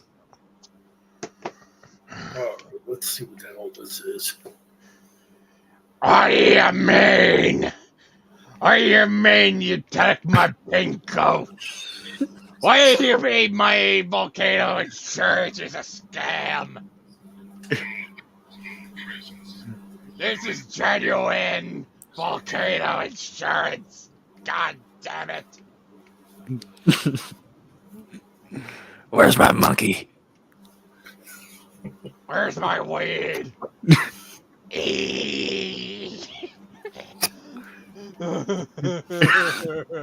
Goddamn, we need me Metal Mike on the stream to do that. Yeah. Or Nick. Yes, Nick, Metal if Mike, Nick was here. Metal Mike, we wish you were here, man. Is Nick online? Do you know? Probably I not. think he was. He might be busy too. Yeah. He's probably busy editing stuff. Yeah, he's probably busy with all that stuff. Yeah, like I said, this stream was kind of just random. Like, Yeah. Well, not really random.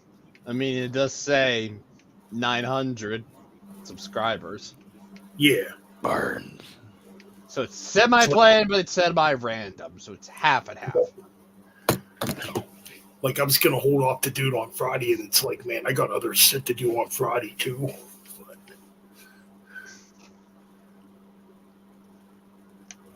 I'm Yeah, Vince I don't- McMahon, you son of a bitch. Yarr! Wait, that could be Ryan McMahon. Or wait, we gotta get rid of the McMahon name. Ryan Mick. I mean, we'll still add the Mr. Mick. Arnold, Mr. Ryan that's Mc- Mr. oh, yeah, Arnold. That's simple. Mr. Arnold Mr. to you. McArnold. Mr. McArnold, yeah. That's Mr. McArnold to you.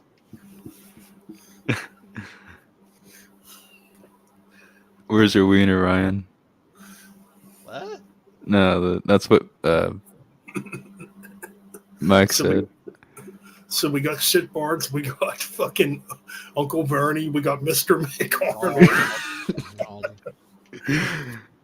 Shit. What's the fucking other one? What's the other one? Oh god, I'm already forgetting. The other one we just said for me, Metal Mike. DJ Swaggy Mike. Oh yeah, DJ Swaggy Mike. Yeah, we got that. Ryan McArnold. Well, no, it's Mr. McArnold. Mr. McArnold, yep. You're fired. Yeah. Fired. Fire! Son of a bitch. Fire! That's it.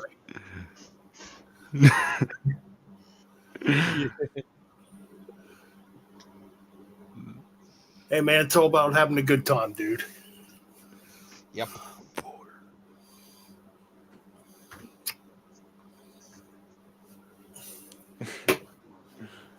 All right, so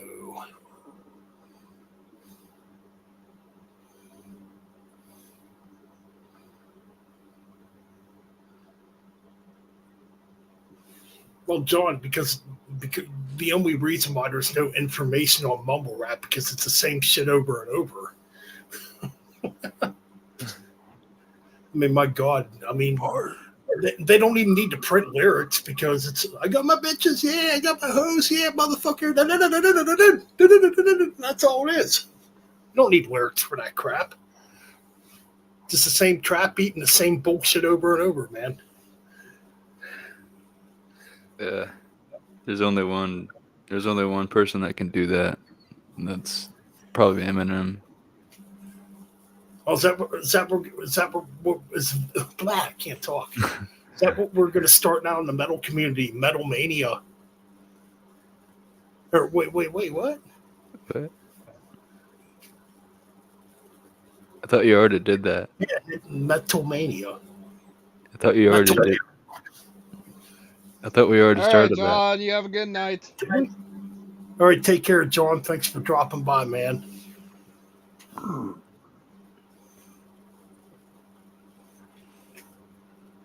Welcome to Metal Mania. that. You gotta do it in a black metal scream.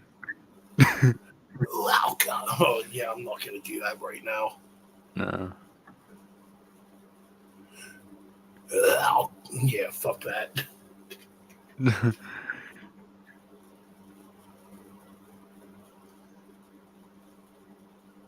don't know, Metal Mania, Metal YouTube Mania. YouTube Metal Mania. I don't even know what the fuck you would call that Two. as far as metal YouTubers go. Oh, Nick's Nick, here. what's going on, Nick? Oh, hey, there's Nick. Shit. Oh, you know what? I might as well show. 1 second. I'm gonna show all the stuff I just got. Oh yeah. Go ahead and do that if you got some new stuff. Yeah, pretty much. I mean, I can blow you up if you want me to. Well,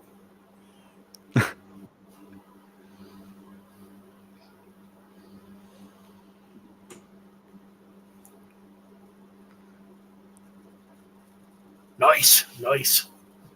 What you listening to? Yeah, I was gonna say I haven't heard like nothing new as of late. I mean, as far as like anything new in 2024 goes, I mean it's still pretty early too.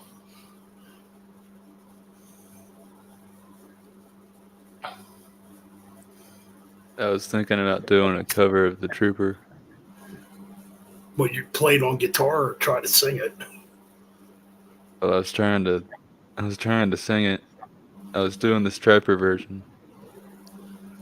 Oh, that's right. They did cover that. Yeah. I'm trying to think, didn't there was somebody else that covered that too? Wasn't it Fozzy that covered the Trooper? I don't know. Oh no. They covered When Eagles Dare, I think. That was a long time ago. Yeah, that was on the first album. Well, I know the Christian heavy metal band Deliverance covered Where Eagles Dare too by Iron Maiden. Yeah. Alrighty, I got them all. I'm gonna go. What do we go with? I'm gonna go in kind of like order, in order of release and stuff like that. So far I got 2 from 2021, and then the other ones are from 2023. All right, first one. Dream Theater. A View from the Top of the World. That one's a good album. Transatlantic, the Absolute Universe Forevermore version. The extended version, which is a double album. I have the single one. I've been meaning to get the double album one. Next up, Ahab, Coral Tombs.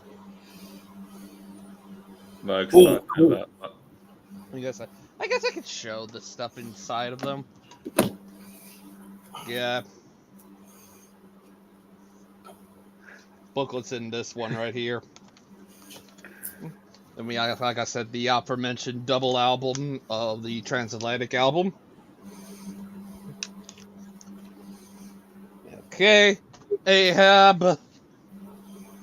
Yeah, Ahab. The Ahab album.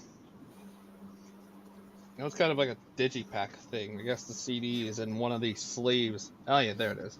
The middle one. The middle one's the booklet. This one's the CD.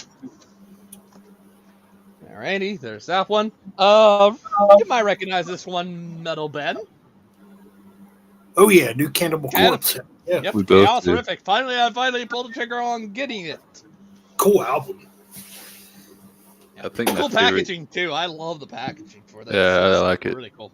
Yeah, a lot of people don't like. First, Oh, go ahead. I'm sorry, Ron. yeah, first Cannibal Corpse album, first new Cannibal Corpse album I've ever bought since Torture. That's freaking literally 2012. Oh, cool. And then finally the final one, Tesseract, War of Being. I've never really checked them out. Are they any good? Gent, but better than Periphery. Definitely better than Periphery. Much more like, not like your typical, like very much more melodic Gent. Very, very, very good. Cool. Yeah, that's about everything. You can give me all full screen now, Ben. All right. I mean, I got a bunch of shit, but I mean, Nick says Tesseract are solid, one of the better Gent bands. I've just been playing that album nonstop. Like Loving every minute of it. Checking out Nick's other comment here. I guess he was jamming to Grand Cadaver. It's got members of Dark Tranquility in it. That sounds pretty interesting, especially if it has a bloodbath type of vibe to it. Yeah, that's pretty cool. I still got a couple more coming. I got 2 more, and they're probably a little bit older than 20. They're in the previous. They're from the previous decade, and I'll definitely show those when I get those. Hopefully soon. Cool. It's pretty cool. There's a link, Nick. Please. All right. Yeah, I've said he wants the link. Oh, okay. Yeah, I'll send him a link. Apparently, this Tesseract one, they made a video game for this. Apparently. Oh yeah, that's pretty cool. I did not know about that. I'm like, I might check that game out. I think it's a PC only thing. All right, we'll see you in here, Nick. Yeah, I'm so glad finally. I was trying to see if I could find a way to get that one Devin Townsend album from 2021, but I don't know if they're outside of the website you can buy it from. I don't think there's any other option to get. Oh my god! Speaking of which, I got to tell you this, and I am kind of slapping myself in the face for not buying it. I found Epic Cloud used last week, and I ended up buying a couple other things instead. It's like, and I'm like, fuck! I should have bought that though. Yeah, I'm looking. So hopefully, if I go back next Friday when I get paid again, they'll have it. I'm hoping. Yeah. Mike's. They do all they have for this album, for the puzzle, is just on vinyl, nothing for CD. But that last track on the Cannibal Corpse album is killer. It is. I can't remember what I said. I might need to go back. I need to go back and see what I said about the songs, because I can't remember what I said. I pretty much would have to go back and listen to that review of what I said, and pretty much. Yep, me Metal Mike. That's true. The Tony Martin Yes. Black Sabbath reissue box set is coming out in May. I can't wait. Is that the with No Stranger to Love or something? Well, no, it's no, that had Glenn Hughes. That's the Iommi solo album. The Iommi solo album, Seventh Star.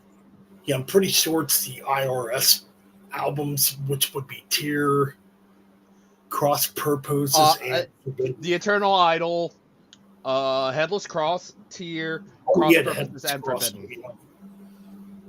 I'm gonna be getting that. Fuck yeah. What was that saying, Mike?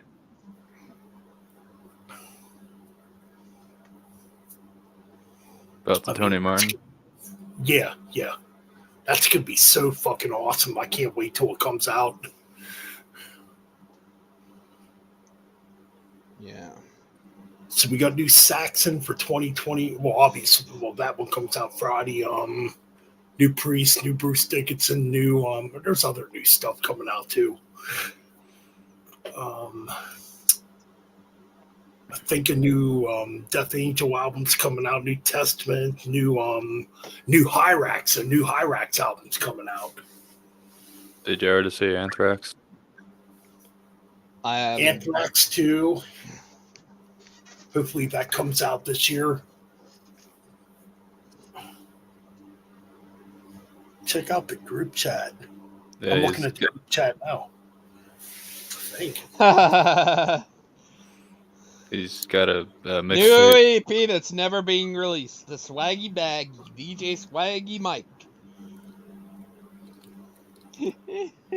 Track listings include Bad Boy Swag opening up, followed by Volcano Insurance Damage. You gotta spell Bad Boy Swag. You're like bad, like B-A. Bad Boy Swag, yeah. And then track 3, DJ Swaggy Mike Strikes Back. Track 4, Swaggy Baggy. And track 5, Yo Go Home. Mean bitch, mean bitch. God damn. Shit, fuck. Eat crap. Motherfucker. Motherfucker. What you That's mumble motherfucker rap staring at? for you. I know. Some 80s pop Genesis. Hey, man, there was some good 80s pop Genesis songs.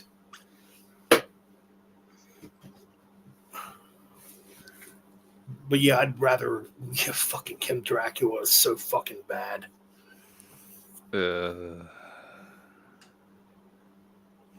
Curious if Nick reviewed. I don't think Nick reviewed them. I'm pretty sure he did. Maybe he did. Thralls of Metal. They reviewed Kim. Well, we'll ask him when he comes on. Yeah. If they did a review for Kim Dracula. Probably won't. I know they did Sleep Token. Yeah. I knew it! I knew me Metal Mike been drinking! I knew it! I knew you've been drinking! He said he's had malt liquor or something earlier. I knew he'd been drinking. Like, God dang it, Mike. I've had too much to drink. I said I was out with the boys. I'd rather listen to the never being released DJ Swaggy Mike EP. The Swaggy Mike EP. We want it. It'll be so bad it's funny good. It's gonna be like a total mockery of mumble rap. that's what's gonna be And I think the only lyric you'll hear from the Volcano Insurance damage is followed by bye Volcano Insurance.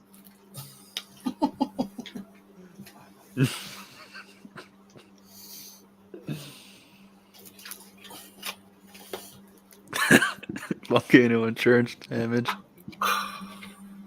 What? Man. Do it. Make the EP. That's what I say. Fucking do it. Yeah, it'd be a great parody and it'd be awesome fun. Record it on their phone and make an album. And call your first album, This Album Sucks. Yes, this album sucks. Do not listen to it. This album. Track number 1, this album sucks. Track number 2, do not listen to it. Track number 3, why are you still listening to this? Track number 4, please, I'm begging for you, don't listen to this. Track number 5, fuck! That's good. Fuck you for listening to this. Oh, God. This turned out to be the funnest stream we've done in a while. No, the last track should be called "Fuck You for listening to this." No, just simply fuck. Stupid kid. There's got to be a track on there called "Stupid Something." Stupid little slut. Well, you can do that too, but what do you call it? Stupid fool, stupid kid, stupid fool, motherfucker, listen to my music, motherfucker, make me millionaire, motherfucker, yeah, bitch, motherfucking ass, motherfucker, yeah, stupid fool, I'm the top of the world, motherfucker, stupid fool, I'm your king, bitch, motherfucker. Yeah, you can't even understand a word I'm saying, so Look at what. that's the whole point. That's the whole point of the song. Look at what Mike said. The last comment. This album sucks. Oh, there's What's up, guys? Nick. What's going on, Nick? Oh, not too much. Kind of fucking here. Oh, hey. Yeah. Oh, you did? Yeah, I got tired of the long shit. It was fucking getting like all fucking dried out and was breaking and shit. So, Yeah, fair enough. yeah. Cool. They were just making fun of the Mike sent. We're just having some fun and stuff like Yeah, that. we're just Yeah. being goofballs. I was just going through a bunch of music. Yeah. Grand Cadaver. If you're a Bloodbath fan, Grand Cadaver. Nice. I gotta check that out, definitely. Both their albums rule. The first one actually has their first EP on it too. So yeah, you can get pretty much everything by me. It's Michael Stahn from Dark Tranquility fronting him, and he sounds way more vicious. Like, this isn't melodic death metal. This is like Stockholm, like Entombed, Dismember. Oh, it's gnarly. I'm talking like Like Buzzsaw, Opeth? HM2. Like Opeth or early Opeth. No, like more, again, like Entombed and Dismember and Bloodbath. Like very, very Bloodbath. Ooh. I think we got ex-members of Tiamat in there too.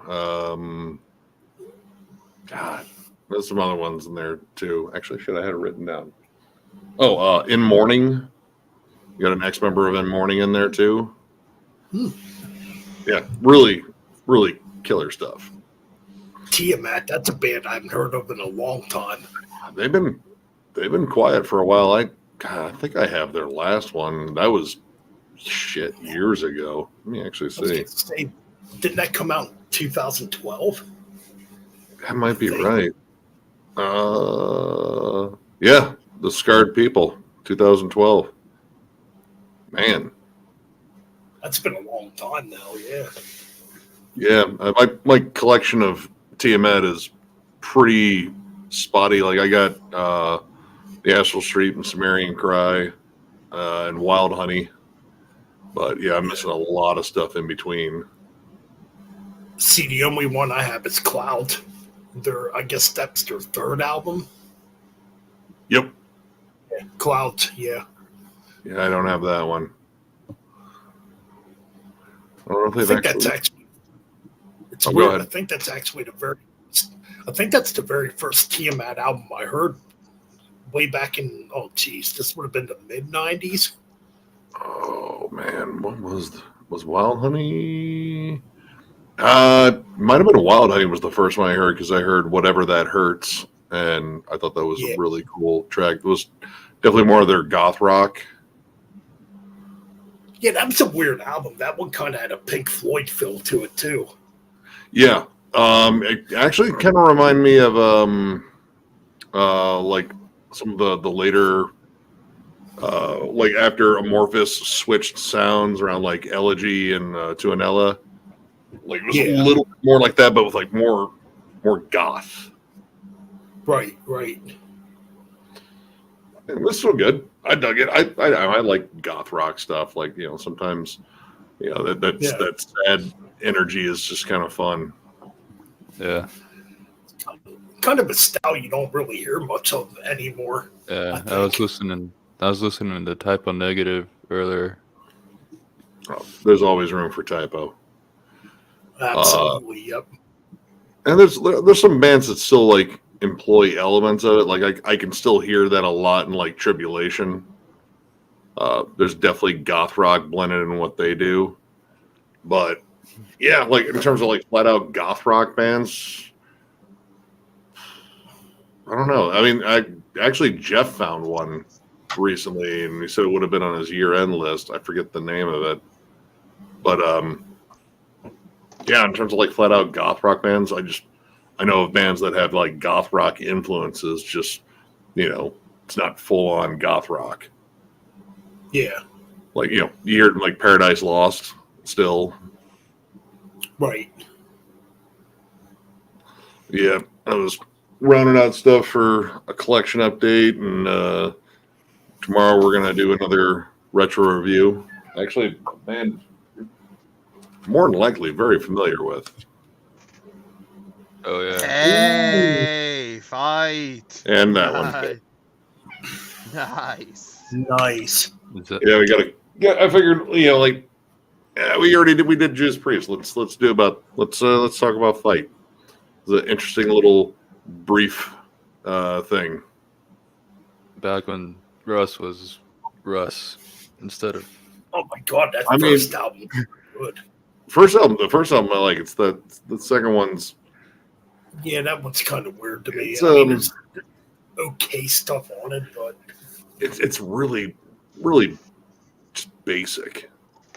yeah, I that's mean, kind like- of what I thought too. The first one's good. It's not perfect. Like, I mean, there were moments on there. I was like, yeah, I mean, coming off a painkiller, this is the next thing you do, and I was like, yeah, I get what he was wanted to do. Like he wanted, more personal lyrics, no more fantasy or anything like that.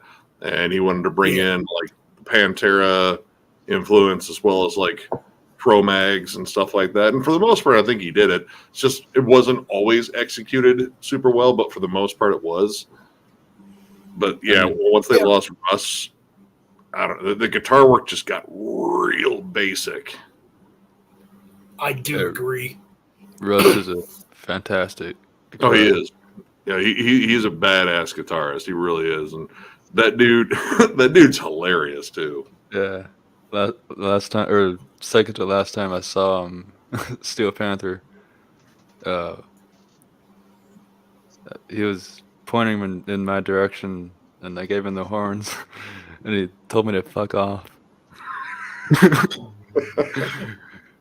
I mean, Nice yeah, those dudes are Yeah. very, very aware of what they're doing. Yeah. Like, I mean, it's a parody band essentially. Yeah, they're not a mom band. Well, it depends No, on what you're. They're there to bang your mom. Yeah. Speaking of parody bands, you guys ever? Well, it's a relatively new band. Actually, I think it came out this year. Have you guys heard of At the Plates? At the Gates and is that a parody of? Yeah, I mean, even look at the old school. I mean, it's almost kind of. I look. That at first I saw that, I immediately thought of Heritage. Oh yeah, no, they're poking fun at that.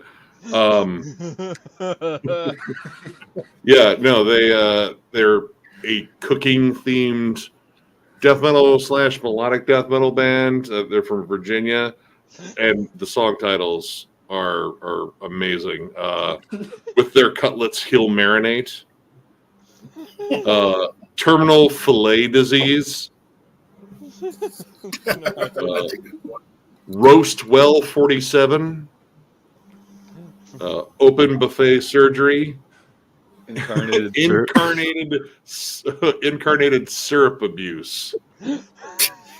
Into everlasting fryer. Yeah. That's pretty good. Northern I jammed a bit of it, and I was sold. And was like, dude, I'm gonna buy that because, like, yeah, it's definitely a huge joke, but I mean, the songs are really fucking good. Like Cannabis Corpse, or if you've heard of Pit Lord yet, the barbecue themed death metal band. I'll have to listen to them.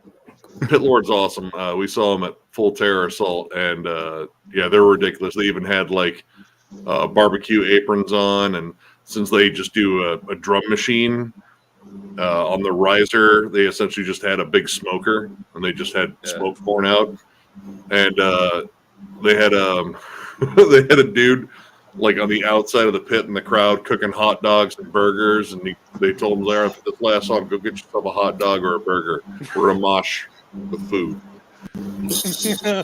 Nice. They were great. They were so damn entertaining. Have you ever heard of a band called Tragedy? Who was that? Tragedy. Have you ever heard of them? Tragedy? Yeah. They're a Bee Gees metal, disco metal thing. No, I don't want to know that one. Nope, never heard of them. They have a song with combining Raining Men with Raining Blood. All metal tribute to the Bee Gees. Oh, cool. All right. Actually, oh wow, it's even got some live footage of them on their website. Yeah, they're hilarious. I think you'd have to be. If you were going to tackle that, I think you'd have to be pretty damn hilarious. Yeah, they have a blow up doll on stage, and it's just.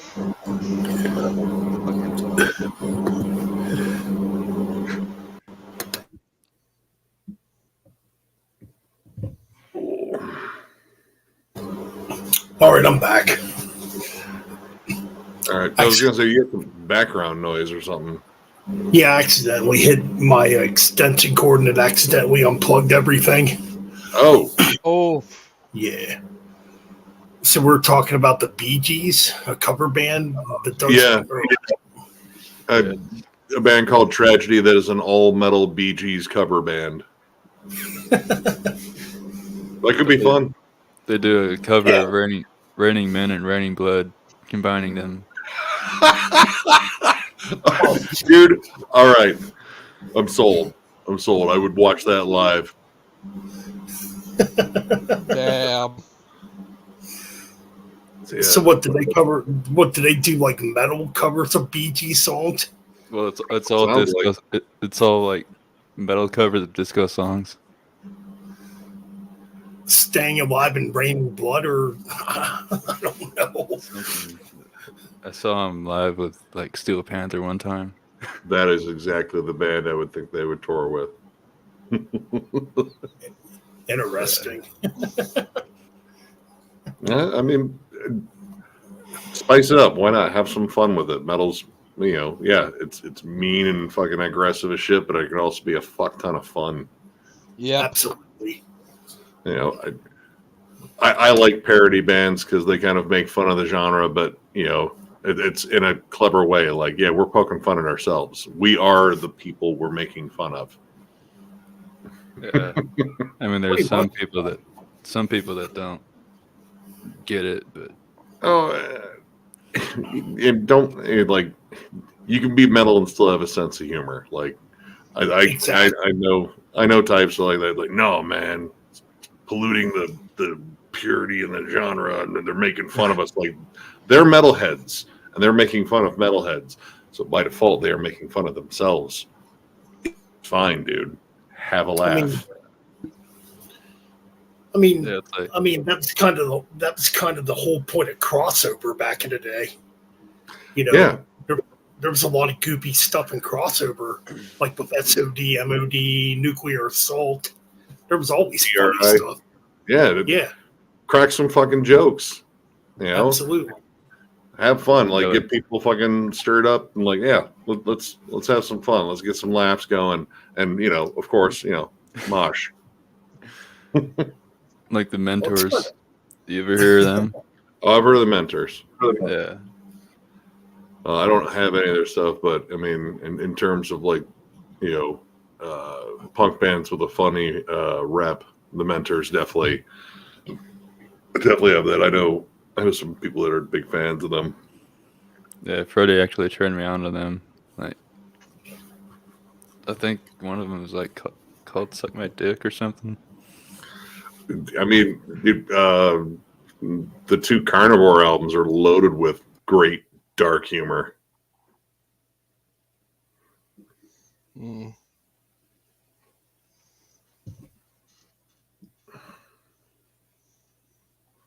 Let's see, 1 second here.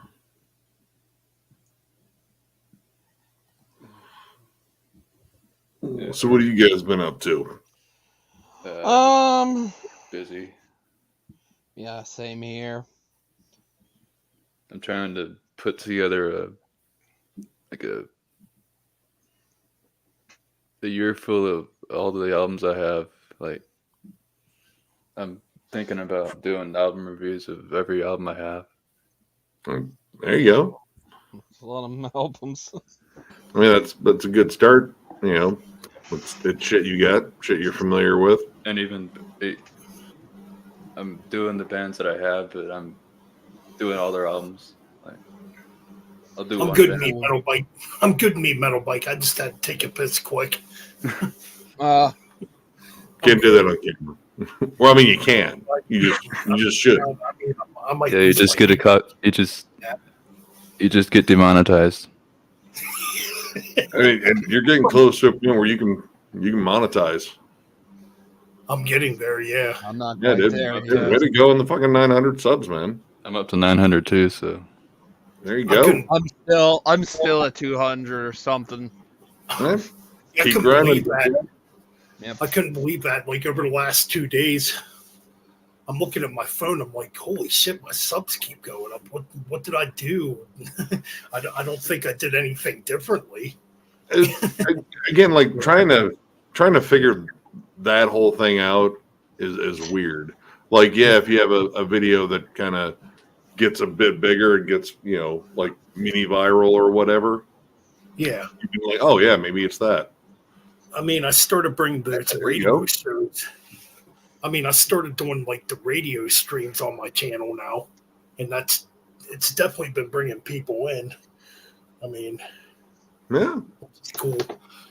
I don't know. I mean, again, sometimes like January is always like an unbelievably slow month, which is why we try to cram in like a bunch of extra stuff, Retro. like the retro reviews and such.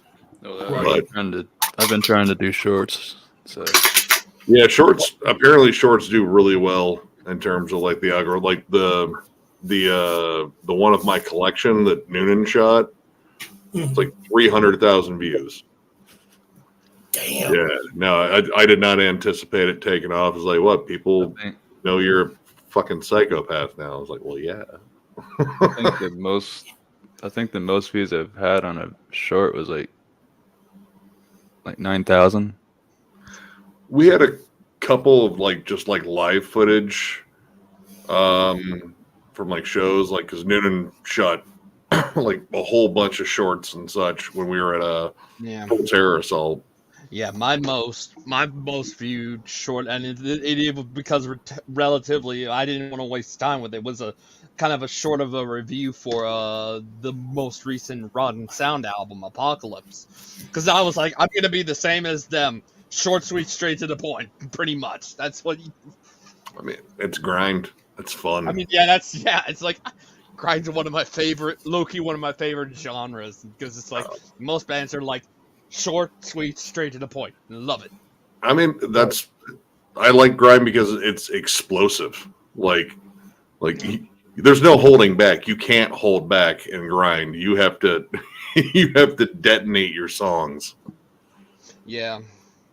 I'll tell you what, man. I'm thinking about actually getting some more grindcore in my collection. I don't have much grindcore anymore. I mean, Like I was really into like Pig Destroyer back in the day. Pig Destroyer is awesome. I fucking love that band. So I'm definitely probably looking to get more back into grind again. I'd say, I mean, get all 4 Nausea albums. Those are all must listen. That's one we want to do a retro review for, knowing full well it'll be a much longer one. But since we made our cutoff, like it has to be 5 or more albums for a ranking. They only had 4. Yeah. And I want to do that one just because, I mean, that's honestly, next to Napalm Death, I would say that's like the most influential grindcore band that probably ever existed. And I love all 4 of their albums. They're all like super consistent. What band? Nawsome. Nawsome's the band that influenced Rotten Sound. Yeah. Mm-hmm. Yeah, I feel like they are kind of somewhere in the middle where they have not enough for a ranking, too much for a retro. Yeah, I mean, plenty of songs. Like their you get their compilation, the Grind finale. It's like 350 songs. Jesus. I mean, yeah, they compile every album. I got the. How long is that album? I mean, it's not super long because most of the songs are like a minute and a half. But I also got the I think it was the last thing they put out was Doombringer, which was their live performance sometime like 2003. Yeah, I think that was about right. Yeah, short career, super influential band. The next one going up tomorrow. That was a fun one to go over. Disembowelment. Oh yeah, I've heard of them before. Yeah, only put out 1 album, and then some of the members formed Inverloch after that. But yeah, dude, it's one of the darkest, just most oppressive death doom albums I have ever listened to. Like, it'll just suck the light and hope out of a room. So I mean, that's kind of what you want. Like, honestly, like listening to it, we're like, dude, Spectral voice is probably jocked a lot from this band, like a lot. Nice. Yeah, it's good stuff. Again, darkness, inescapable darkness. 90 songs. Disc 1 is 90 songs. Disc 2, 62 songs. Holy shit. Yeah, there might be One of them- demos on there too. Yeah, one of them's a cover. Unchallenged Hate, a Napalm Death cover. Well, you must suffer. No, there's a probably- Carcass. There's a Carcass cover. Tools of the Trade. Rio de San Atlanta, Manitoba Propagandi's cover. Oh, there's a Discharge. Visions of War. Oh, Discharge. I fucking love Discharge. Yet another Napalm Death cover, Stalemate. I mean, that was a huge influence for him. I mean, so was like early Carcass, but they didn't go the gore route. Yeah. All of Nawesome stuff is like very socio-political and like pretty much analyzing the world and pretty much just just popping shots at it. As here, he covers the band's entire career with songs from all the 15 studio recordings between 93 and 04, including 21 previously unreleased songs. Yeah, the grind finale. Yep. Yeah, no, I have it. Jesus. I mean, honestly, like if you wanted to get something that captured all of it, like, yeah, that would do it. But honestly, it's worth getting the albums for. I mean, the debut alone, Inhale Exhale. Have you ever heard of a band called Kim Dracula, Nick? Oh yeah, no. I watched a music video for that dude once and was like, this is fucking awful. Like it's Bush League genre bending. Like you're like, oh, I can play all these different styles. It's like, yeah, but you can't play any of them well. Like you suck at multiple genres. That's all you've proven here, and it's Right. so damn obnoxious. It's Bad. oh my god. It's worse It's like giving a kid with ADHD like a whole 2 liter of Mountain Dew and letting them run loose in a mall. That is Kim Dracula. Pretty And, much. and their fans are also big fans of Sleep Token. There's a lot of overview Oh, there. God. Well, Did you hear that? apparently Sleep Token had to cancel like their social media because I guess like their identity Well- slipped. It was like I thought it was maybe due to people ragging on them for the fucking knockoff mushroom head masks. I'm I surprised. just heard there was fans like literally following them. Well, I mean, Sleep Token. I mean, I could believe it because people are definitely crazy. Yeah, they'll But, be, yeah. they'll be doing that. I was saying No, earlier, they'll be, absolutely not.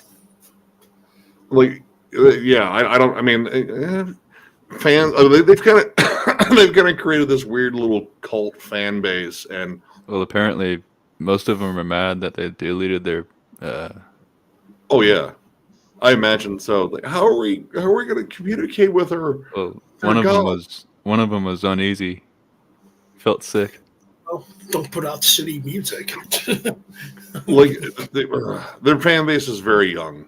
It is very young and very moody. I know that. Yeah, they still comment on my review. Like you don't get it. Blah, blah. It transcends music. It's like you don't know what that word means. What else transcends? Tell me. Use transcends in another sense other than stroking Sleep Token. I dare you. Oh man. I mean, Nina and I were talking today. It was like, all right, like, remember when we were young, like, nu metal was really big, and then, the generation above us, the older generation that was listening to I was on the cusp of that because I was still listening to a lot of thrash and death metal, but I got bigger than nu metal thing. they probably thought that we were the most obnoxious turds on the planet. It was like, yeah, man, fucking Korn and Coal Chamber. Like, come on. I mean, I can remember when I was getting into thrash. I mean, I was only like 9 when I got into thrash, but That was 8 or people were 9. well, yeah. I mean, even back then, just as a kid, people were judging me like, "Oh, you're following that devil's music. You're gonna go to hell and all this stuff." It's like, you tell me this, and you're gonna make me want to listen to more music that's extreme. You know, Yeah. You're not making me want to side with you. You know what I Yeah. mean? Dude, like I think I got called a skid. You know, The hell is that? it's just a fucking derogatory term for fucking like, like, oh, you're fucking one of those doper fucking metalheads or whatever. Oh, Yeah. I'm gonna keep that too. Yeah. Yeah, you get that, but I kind of wonder, like, the way we talk about like Sleep Token and Kim Dracula, I guess by extension, was like how the previous generation that were old enough that they just like, I'm not into this whole new metal thing. I think it's stupid. Like, they probably, the way we look at the Sleep Token fans the same way that, my generation, because I was part of the new metal thing. Definitely was. I own that shit. But I was also part of the other side too. But they probably looked at the new metal fans like, what is this? I don't know. It was a moment of clarity there, but at the same time, most of the new metal I listen to is better than fucking Sleep Token. Like, that's just bad. Even Linkin Park, the way they ended was basically pop. Yeah, no, they did. They turned into a flat out pop band. But Yeah, and he got some really bad backlash for that album. yeah, no, God, was it Living Things or whatever? That was the. And I kind of hate to say this. I wonder if that's might. Yeah, I thought about that too. Could have maybe triggered him. I don't know though. Yeah, Well, apparently he was he was probably battling a lot of shit. he was friends with Chris Cornell too. So Yep, and those two the not far from each other. Yeah. One More Life was it? I think it was the One More Life. Living Things from 2012 when Chester was still alive. Yeah, no. This was the one. It was like the pop album with Chester. One on it. More Life, yeah. That I was like, what? I don't think I own that one because I was still buying Linkin Park up to a certain point. It just after a while I was like, this doesn't do anything for me. It's like new metal U2. Mm-hmm. Oh, maybe I did get it. Yeah, Living Thing, I did get it. Yeah, it wasn't good. I didn't like it. Isn't that the one with the guy with his feathers on his head or something? Yeah. I remember getting that was one of those Living Things. I was reminiscent of it. It's got things that they have done throughout their career. I look at that album, I'm like, it's got a little bit of Hyper Theory, some Meteora, Minutes to Midnight, and 1,000 Suns on it. Like, there's moments. I don't hear that. But I didn't hear that, honestly. Like, I heard, like that I guess they became disenchanted with their own sound, and maybe they sensed the writing was on the wall for the whole new metal thing, and it was. Well, they didn't now. Well, I wonder. The album before that, they were trying to be like heavy, and even that album was like not good. 1,000 Suns. Yeah, no. Yeah, no, I didn't like that album. I don't like none of their albums, but I liked the first two. I thought they were enjoyable. It was not looking forward to like the heaviest shit, but I thought it was like, all right, these guys know how to write some decent songs. And then after that, it was like, you guys, again, kind of sensing the writing was on the wall for the whole style. I wonder if they would have ended after One More Light anyway. Who knows? I don't know. I mean, they were still packing like arenas and shit. Like, they had big crossover success.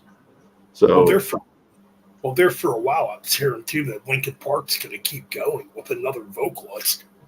That's what I heard too. Like, I mean, half of the doesn't- big writing team was Mike Shinoda, but he was doing like movie scores and stuff. Like, that seems to be more his thing. He did or at least he was part of the score for really badass fucking martial arts movie, The Raid. Yeah, The Raid Redemption, dude. My buddy and I sat back and watched that. I want to say it's Indonesian or Malaysian. The guy that's the main guy in there, I guess he's like a super well-known martial artist, and dude, the choreography is nuts. Like, there's a machete fight in a fucking hallway. It's wild. Like, dude, it's fucking awesome. And one of the guys in the movie also was the guy that played Sub-Zero in the last Mortal Kombat movie, which was Okay. it was. But yeah, that's what Shinoda was doing. I don't know what the hell the rest of the band is doing, but I mean, they could probably just put out like greatest hits and fucking fucking put their music in commercials and shit, and like, yeah, I think we're good. Oh, the Green Day thing. Yeah, I don't even give a shit about Green Day either, but I guess people are losing their minds because apparently they're doing a new version of American Idiot. Well, no, he just changed the lyric for New Year's. Instead of the American Idiot song where it says "I'm not part of the redneck agenda," he said MAGA, and people are like, "What the fuck?" And I was like, Yeah, they're losing their minds. It's like, "So what? So fucking what? Don't like it? care. Fucking don't listen to it." absolutely. I mean, I didn't watch any. Well, we watched like a little bit of the ball drop when I was on a stream with Jeff on mushrooms. Yeah. But yeah, that was it. Like, I haven't watched like the New Year's ball drop on any program in years. Like, it's dude, it's a lot of miserable people freezing their asses off and just pissing everywhere.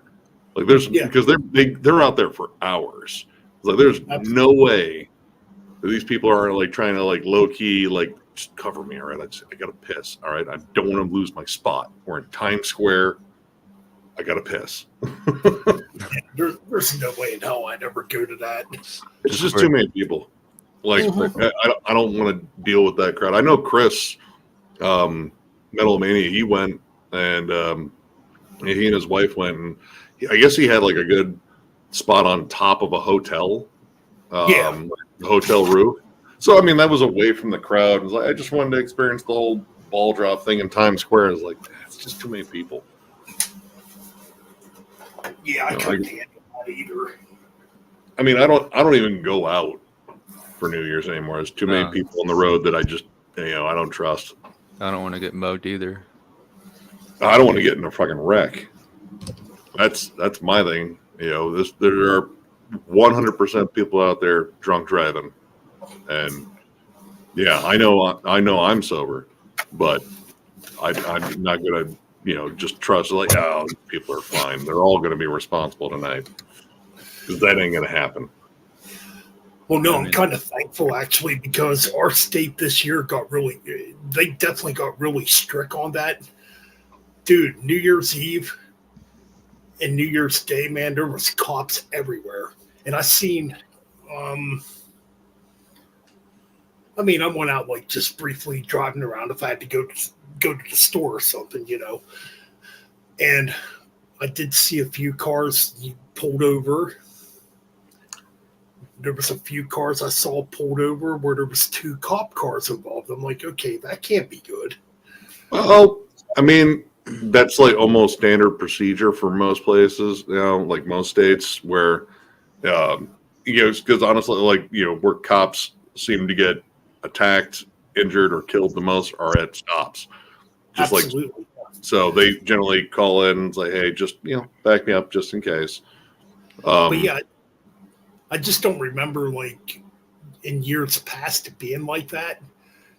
And I'm kind of like, well, maybe this is a good thing because it might keep less people off the roads, if they're fucking intoxicated and driving drunk. Yeah, no, I put them out there because I know New Year's night. my memories are they're kind of spotty, but it was just a lot of fireworks, and every now and then I'd hear, because I live like down there's a main drag not far from me, and sirens every now and then. I was like, all right, well, let's see. And I mean, well, at least in Noonan's neighborhood, it's like I don't know if these are fireworks. I think these are guns. I was gonna say I heard guns, fireworks, and everything going off that night. Oh, they're definitely guns. Like, I used to go over to my buddy's house, and he lives in the north end of Toledo. Yeah, Not the best neighborhood. And we just sit out there and like our mutual friend, he was a ex-military, and we would just play guess the caliber. Like we hear like the light pops, like all right, 22. Someone's being cheap. Every now and then, like, oh, that sounded like a 40 or a 9 mil, and then a couple of big bangs, like, oh, someone busted out some baby toes and fired off a 45. But yeah, people tend to forget like what goes up must come down, because those bullets come back down. Oh man, I'm trying to think back to New Year's night. I think I did a stream and I saw Jeff was live and I ended my stream. Yeah, I did end up on. I don't think I was actually in the stream, but I was in the comment section of that stream. I think I remember that. Like I said, my memories are a little hazy. Oh, dude, when those things kicked in, like fucking Noonan was messaging me on my phone. Was like, dude, we should have done more. It was like, maybe I'm pretty good right now. Maybe I did end up on that stream. I was just super giddy and just like. I think Jam and John was pretty crass. I think I might. I don't know if I was in there. We both did the same amount. We did 2 pieces of our candy bars, and those things taste terrible too. Like you know what you're eating. It's just like, oh, there's a different flavor, and there's also like dirt and butt cheek. But yeah, we both did the same amount. I was like, all right, I figure like this microdose, we should be good. We shouldn't just become like a total fucking giggling wreck. And yeah, like we ended up peaking, and like Jeff didn't even know. I was like, wait, you guys are like tripping now? I was like, yeah, no, we've been for like a minute, feeling pretty good. I think I was in that stream. Fuck, now I don't even fucking really remember. I don't remember either. Honestly, it was one of the better New Year's because I didn't have to deal with going out and worrying about like other people on the fucking road that are hammered. I got to stay in my house where it's nice and warm, and no hangover because no hangover. Yep. And I still was higher than fucking giraffe pussy. Now I already knew New Year's night. I'm like, there's no fucking way I'm going to a bar. I'm just gonna stay at home. I think I might have been in a stream because I remember. I think beforehand, I remember putting up, or I was about to maybe upload a video of a review I did at that time. So I might have been in a live stream. So I might have been in there. I don't know if it's still up. I'm sure I wasn't. I think Brian was in there too. I think you were. Yeah, because I remember it was like as soon as midnight hit, I think I was like, boom, put up that video, that review I did for the Stock Polate album, the Flight of the People. I don't know. I don't know. Again, my memory's kind of fuzzy that night, but I know I had a good time. There's probably still video evidence of it. Unless Jeff deleted the stream because I probably said a bunch of goofy shit. I don't know. It's entirely possible. That's always possible. But I don't know, like honestly, like that's how I'd rather spend New Year's anyway. Like, yeah, like I fucking hate hangovers. Hangovers suck. Oh, they're horrible. I know they're. Oh, good. I was gonna say I know there was a stream where he got like blocked or something. Oh, you were apparently you were at the beginning because I'm watching it on here. You were at the beginning, Nick. Yeah. Oh no, I had we had eaten our there I am. Yeah, I was in here. Yeah, I was in here. I had to scroll a little bit. I'd eaten the candy bar pieces right before we jumped on, so I think we had about maybe 40 minutes of normalcy before they started kicking in, And then, dude, Noonan just started drifting. It was like, dude. And then he got like super paranoid because like those are guns. And I was like, well, yeah, it's guns. They're shooting them up in the air. You're fine. You know, it was like, I don't know, man. It was just, you know, you could just tell he was just kind of like he was lightly wigging out. All right. See, that's what I remember seeing. But yeah, then we started playing with like background filters and shit. Yeah, that's right. Yeah. I come in 47 minutes in. Yeah. Yeah, it was a fun night. It was fun. The New Year's Day I celebrated with friends and family, and we did steaks on the grill. We braved the fucking elements to cook out because I was like, listen, let's start off the year right. Let's get some fucking red meat. Yeah. It was awesome. One of the better New Year's. It was a good Yeah, one. definitely. So, Absolutely. what do you think of the new Scott Stapp song, Ryan? Oh, shoot, I haven't listened to it yet. I have not listened to any of that stuff yet. I'd rather wait till the album comes out. Oh, I can't wait. It's Sorry. it's heavy. It's heavy. Yeah, it's more of a Wait, my who? thing. So it's It's understandable. heavy. I know you're going to say that. Scott Stapp, you know the.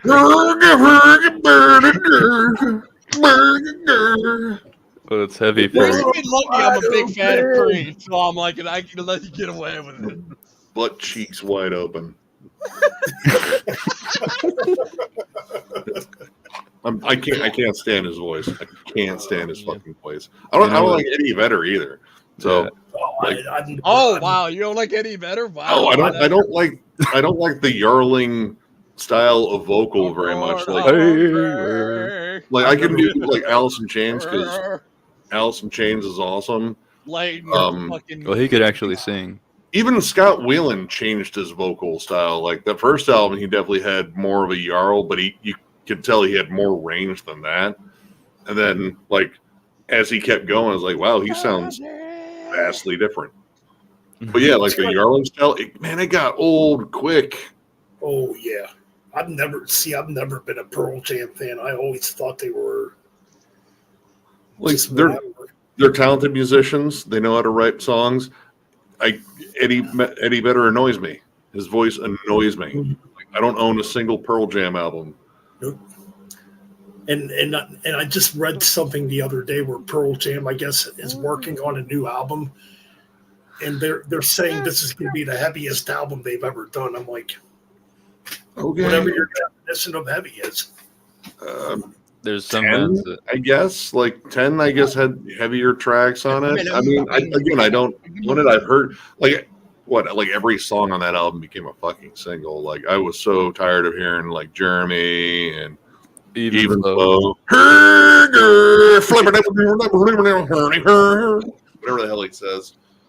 I I remember don't know. There might be words in there. I remember back when I was in high school, me and my one buddy would make fun of that song. Well, he actually came up with it. Even flow, thoughts of rolling a big doobie, or that's what my I mean, oh man, like the whole grunge thing. Like, I mean, I liked a lot of grunge bands, but I also liked like the weird '90s bands at that point. Like, I got real big into Helmet, Melvins. Love Helmet. Yeah, but like Pearl Jam was just one that never clicked with me. And then like Soundgarden, Soundgarden I fucking love, and it was like, man, this dude's an amazing singer. Right. Yep. Why is everyone doing a her thing? I mean, listen to like Jesus Christ Pose or something. Oh, dude, Cornell's range was amazing. Lane's too. Man. Lane didn't have like the biggest range, but he worked well within it. But that wasn't like the main thing I loved about Alice in Chains. Outside of they were amazing songwriters. They still are amazing songwriters. But the vocal harmonies between Jerry and Lane, dude. Dude, yeah, definitely. Yes, just that bummer music. Like, fucking tear your heart out. Oh, You know what band I can't stand is Cinderella. I really. First album, I really am like, I don't really care. It's I think it's the second album from them, and I'm like, okay, this album's a little bit good. Like, you know, kind of a bluesy rock stuff. They got away from the glam stuff and got more blues. Cinderella from the 80s when they were amongst the glam, and they kind of got away from that immediately on the second album because it was much more. Yeah, they kind of still had the hair and stuff like that, but it was much more. No, they had hair. Yeah, they still had hair at that point, but it was like more of like bluesy rock music. You know the story of the first two albums. I don't mind. Heartbreak Station, though, I freaking hate that album. It's just like pure blues. He's trying to sound like AC/DC. Yeah, the only song I actually know by them is like you don't know what you got till it's gone or whatever don't know what you got till it's gone. Yeah, that ballad. Yeah, the ballad. Yeah, that's the only song I really know by that band. Like I didn't dive too much into hair metal because I got into thrash metal and was like this sounds way cooler. Like, oh, absolutely. I want to. Yeah, some of those. Yeah, I think some of those bands kind of started to get away from that. Like Cinderella's the one that immediately, I believe, did get away from that quickly in the second album, pretty much. Well, and I think that has "Don't Know What You Got Till It's Gone" on it. You know what? I think you're right. Yeah, yeah. You know the reason they didn't have any pictures of them on the album after the first one is because of the scene. Like they were so haired up on the first one, but they weren't really playing what they were doing on the first album, though. It's just like they might have taken those those kill the posers fucking threats seriously. It's like, nah, man, they're gonna fuck us up. Yeah, they were like, yeah, we need to switch it up now. I mean, there was a period of like, I guess you could call them like post glam bands, like Firehouse really didn't look very glam, but they kind of sounded glam. So like, Mr. Big. Yeah, Mr. Big. Yeah, definitely Mr. Big. Absolutely. I think Mr. Big is like kind of like. I mean, come on, you got Paul Gilbert and Billy Sheehan. I mean, come on. Yeah, I mean, a paycheck's a paycheck. I imagine Paul Gilbert probably made a load of money off of that. I mean, even the second album is like, my God, that's so good. And he's only like lightly showing off on that album.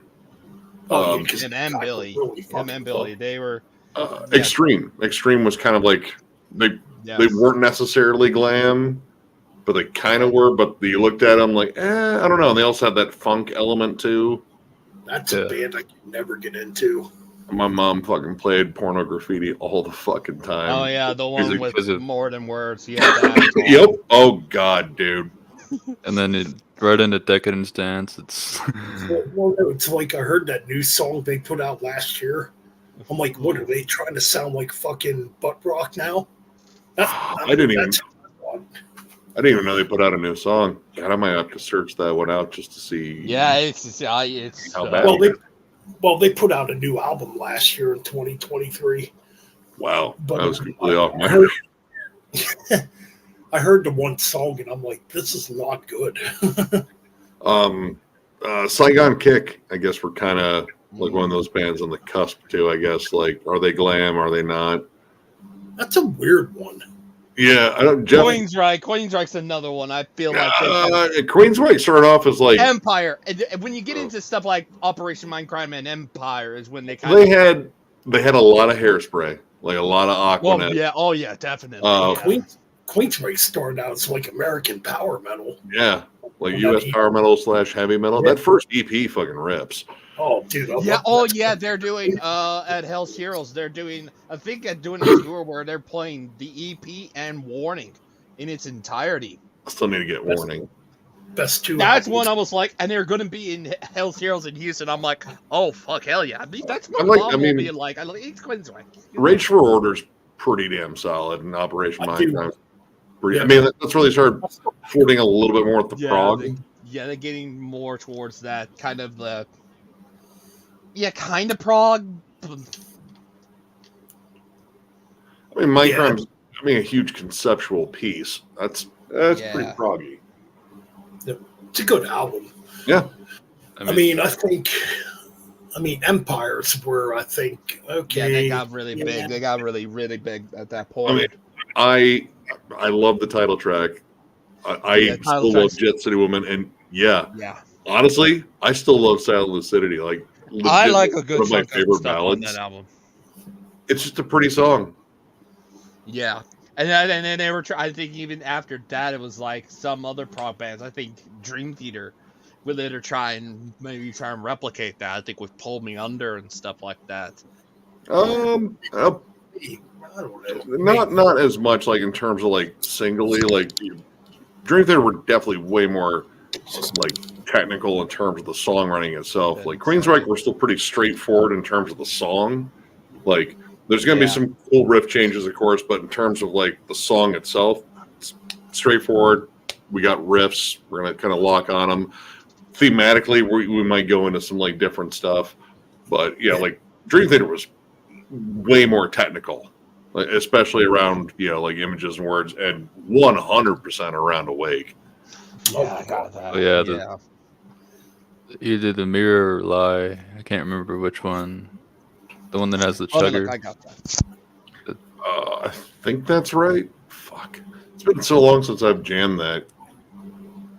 Man, that's hard to believe. That's been 30 years already since Awake came out, or close to 30 years. Yeah, this It is the year all the 30. 1994 stuff turns 30. Yeah, It I was is. just sitting there thinking to myself. I remember when Awake actually first came out. The record shops. I think I was at a Sam's. Yeah, I was at a Sam's Goodies at the time with my grandmother, and Awake had just come out. They had like several. How do I want to describe this? Even where the record shop got like an overabundance amount of the album Awaken, and they had it on like end cap displays, like everywhere. Like I guess they were thinking because Images and Words done quite well that Awake would do better, so they got like a whole bunch of copies of Awaken, and I still have that image in my head too, like. Yeah, like they had it on the displays, like on like a big cardboard thing. Yeah. I know I'm not describing this the best way, but I know what you're talking about. I mean, you guys see one of those displays in my videos in the basement, the Judas Priest one, for Redeemer of Souls. It was a gift from my buddy at the record store because they gave him that, and he was like, "I don't got any fucking room for this." I was like, "You want it?" I was like, "Yeah, I'll gladly." We folded it up, and I actually borrowed my mom's car because it's a bigger car. Like I didn't want to fucking like jam it in the back of my car.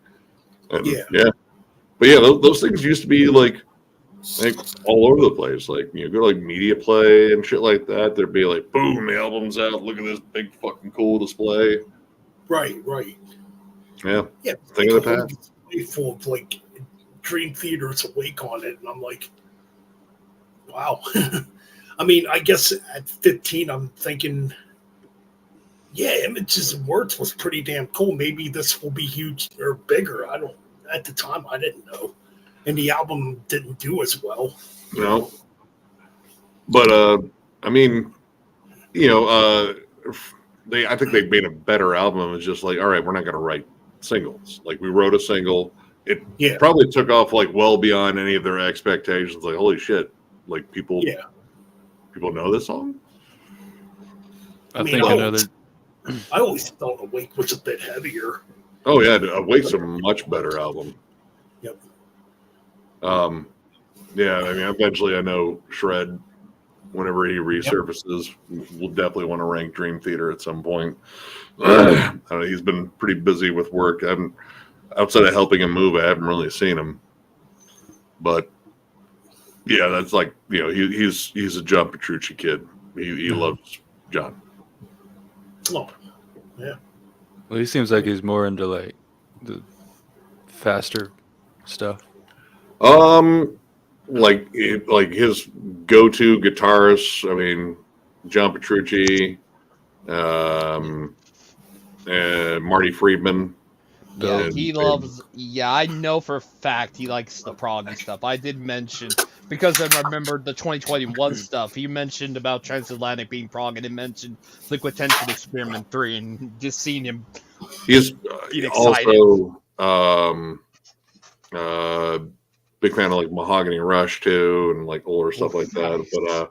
But and Rush, but he's also like a big fan of like Gary Holt and Jeff Hanneman. Jeff Hanneman's one of his favorite guitarists as well. Yeah, he's got a pretty wide palette, and he actually gained some respect for a lot of other guitarists too through doing the channel, like really getting into what they do. Here, give me a sec. Be right back. I'm gonna go brave the -12 wind chill factor and have a smoke. Oh God, yeah. Oh, it's lovely. Yeah, cool. Oh, nice. Yeah. Oh, let's see what's going. How cold is it right now? 16 degrees right now tonight. Oh, Great. What's up? Wow. I'm back.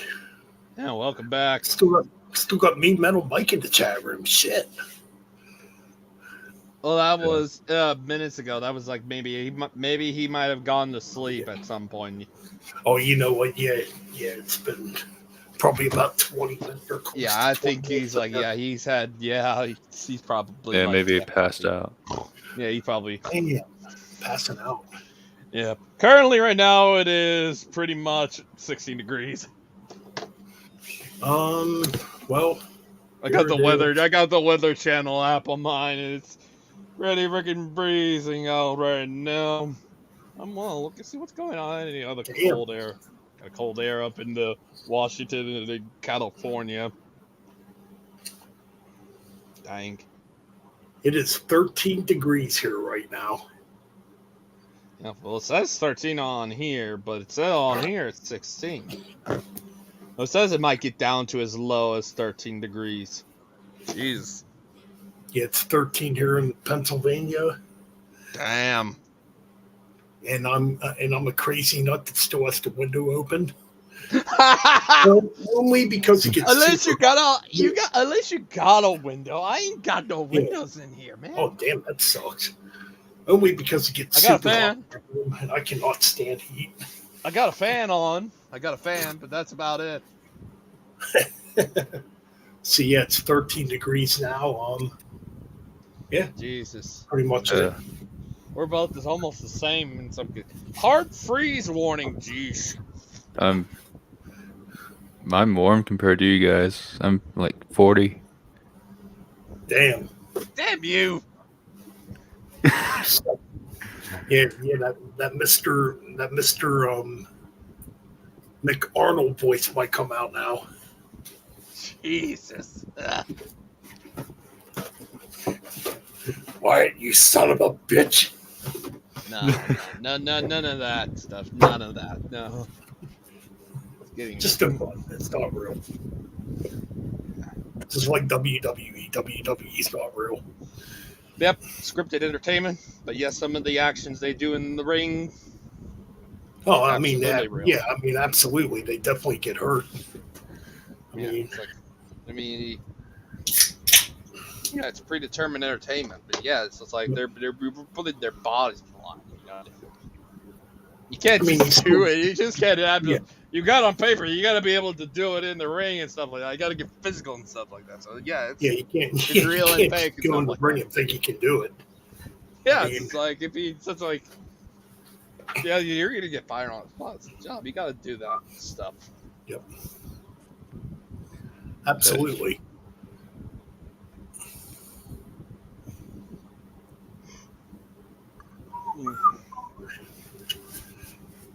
All right, so guess we're just waiting for Nick to get back. Yep. Shit, what time? Okay. It's currently 2:44 in the morning here. 144. Probably. 11:44. I think I need to get some. Yeah, even at the end of the day, it is still a weekday, so don't want to stay up too late. So I'm probably just gonna get get some sleep and stuff like that. So I'll talk to y'all. I'll talk to y'all later. Yeah. All right, Rod, take it easy, man. All right. See ya. All right, so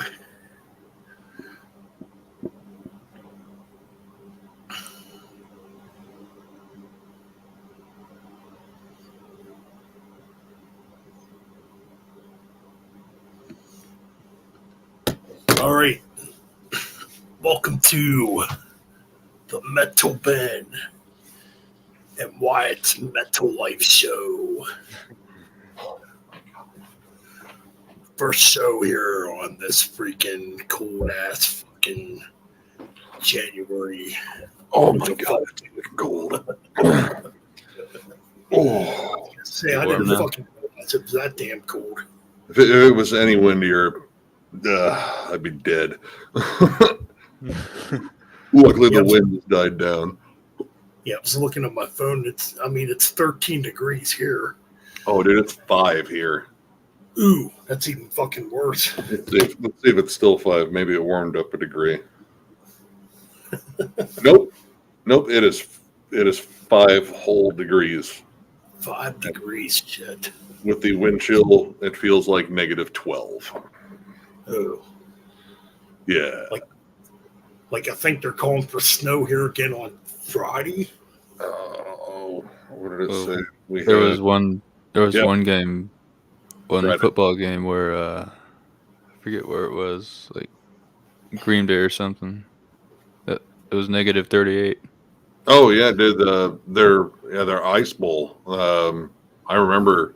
Yeah, I watched the documentary about that because it was like they said when you landed on the ground, you might as well have been landing on concrete.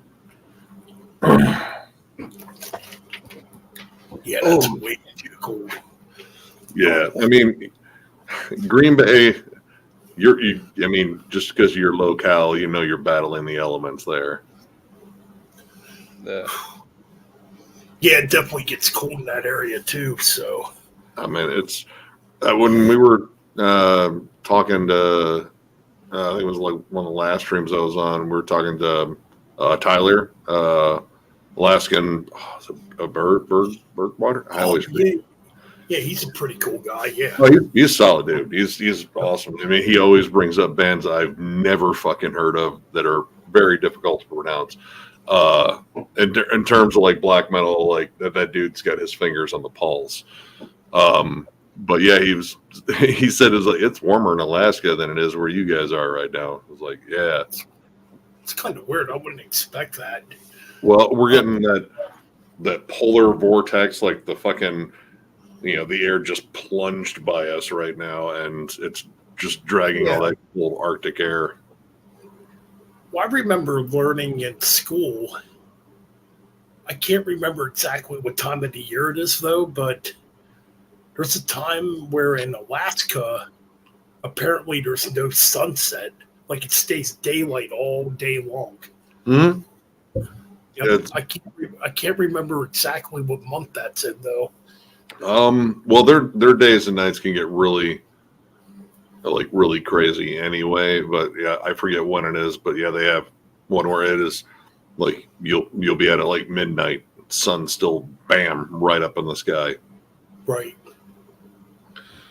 That'd be hard to get used to. Like I would want to be able to crash, but like you see the sun out, like this feels like I'm just taking a nap. Right. I'm gonna say that would definitely probably kind of freak me out too. I mean, Yeah. it's their it's where Alaska is. Like I mean, it's right at the top. The curvature just hits just right where guess what? I hope you like sun. I mean, they get it on the same token. Like they get long periods of night too, like where the sun's just it's fucked off. You know what? Yeah, I do kind of remember learning about that too when I was in school, about where it can be pure darkness too. It's like, that would be odd. We're gonna solar eclipse this year too. Yes. Yep. Yeah. Apparently, my sister wants to have a solar eclipse party because where she is in like the optimal viewing area where you'll be able to see the total eclipse. So, yeah. Cool.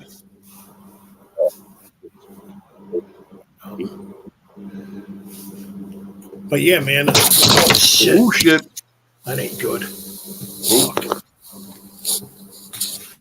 Uh oh.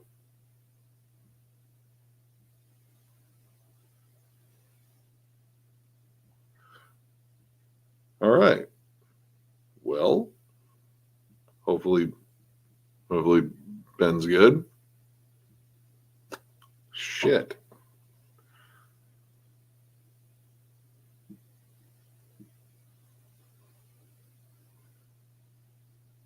Uh-oh.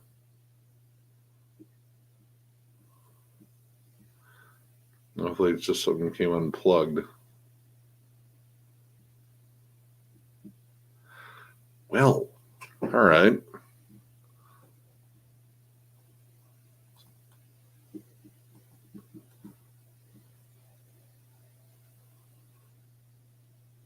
Oh, okay. Well, he'll be back in.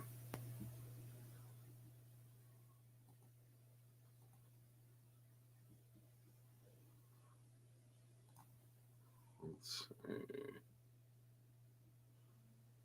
What happened? Well, We lose him. he may have spilled something. He was grabbing for something, and there was a bit of a crash, and then a no shit, and then he froze up, and he's out. Yeah. So hopefully he comes back. Hopefully it wasn't anything too serious. No, I was getting my charger from my laptop, so I didn't. Well,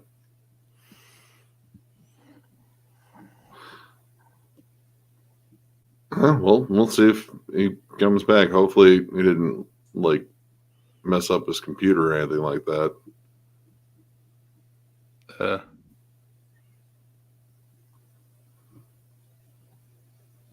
All right. Well, okay.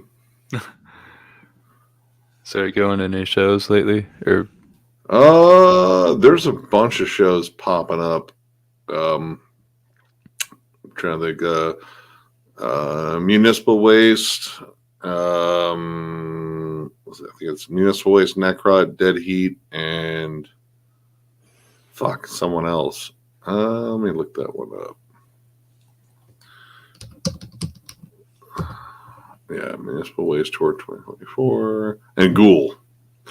We're playing in Detroit in I think February.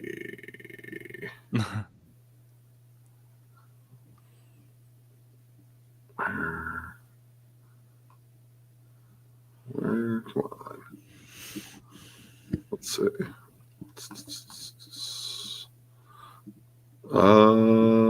February 23rd at the Magic Stick. That's definitely one I want to go to. And then BT BAM announced multiple date ones because they're doing one date. I saw that.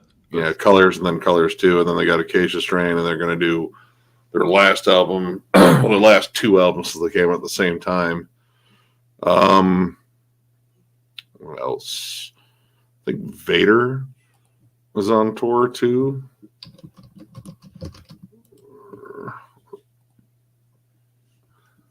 Yep, with Origin and Inhuman Condition. And they will be in Detroit on the 12th of February. Yeah.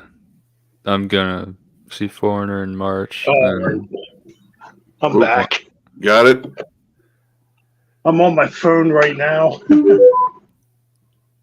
Everything all right with the computer? It might be fucked. Did it get in the computer?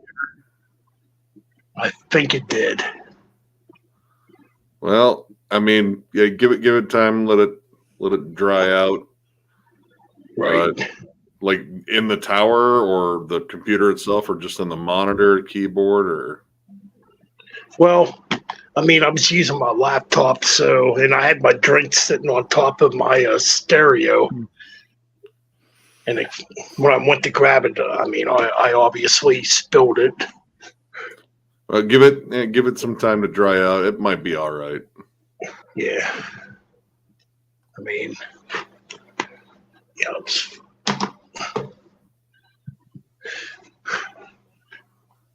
I'm due for a new laptop anyway, so. Well, that sucked. Sorry, man. Yeah. No, it's all right, man. That's actually my fault, so it's all good. Yeah. Sorry. Why was asking me about shows coming up. Yeah, in Municipal Waste, and then the Vader show, and I'm talking to my brother-in-law. We might head out to Philly to go do the Metal and Beer Fest, Yeah. the Decibel one. Okay. That set looks pretty fucking special. Like the headliners, you got DSI doing the first 3 albums. Ooh. Yeah. First 3 albums, like all of them, and like those are the albums. Like I'm like, yeah, those are the ones that kind of made me a DSI fan. Actually, those are 100% the ones that made me a DSI fan, especially Legion. Oh yes, yep.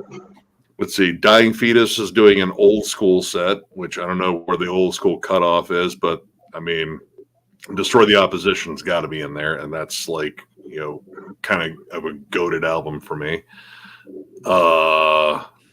Crowbar, they are doing all of the Self-Titled and Oddfellows Rest, which is like 2 of my favorite Crowbar albums. And Biohazard, fully reunited, the old school lineup, and they're doing all of Urban Discipline. Ooh. Yeah. And like that goes back like quite a ways. Like that was like one of my big intros to hardcore. Absolutely, yep.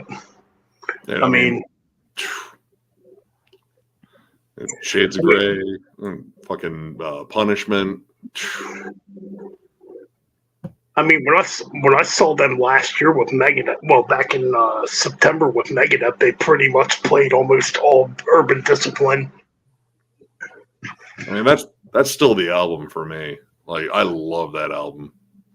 Oh yeah, that's definitely their best album. I like Stay of the World Address too, but that's the one. Yep.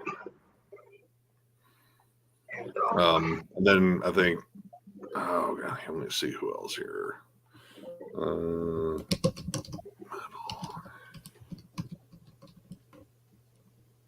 Metal and Beer Fest 2024.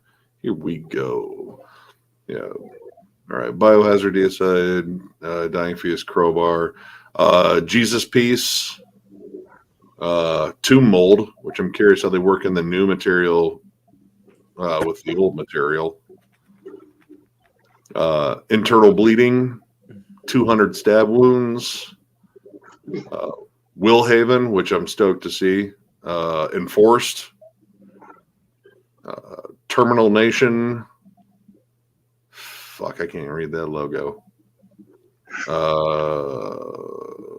Witching and Deva, they're a Philly band. I think is that Worm? That might be Worm. Hold on. Let's see. Oh no, Lamp of Murmur.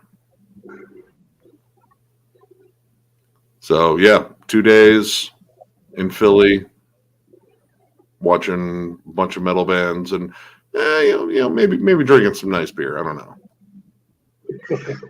Sounds cool. Yeah, man.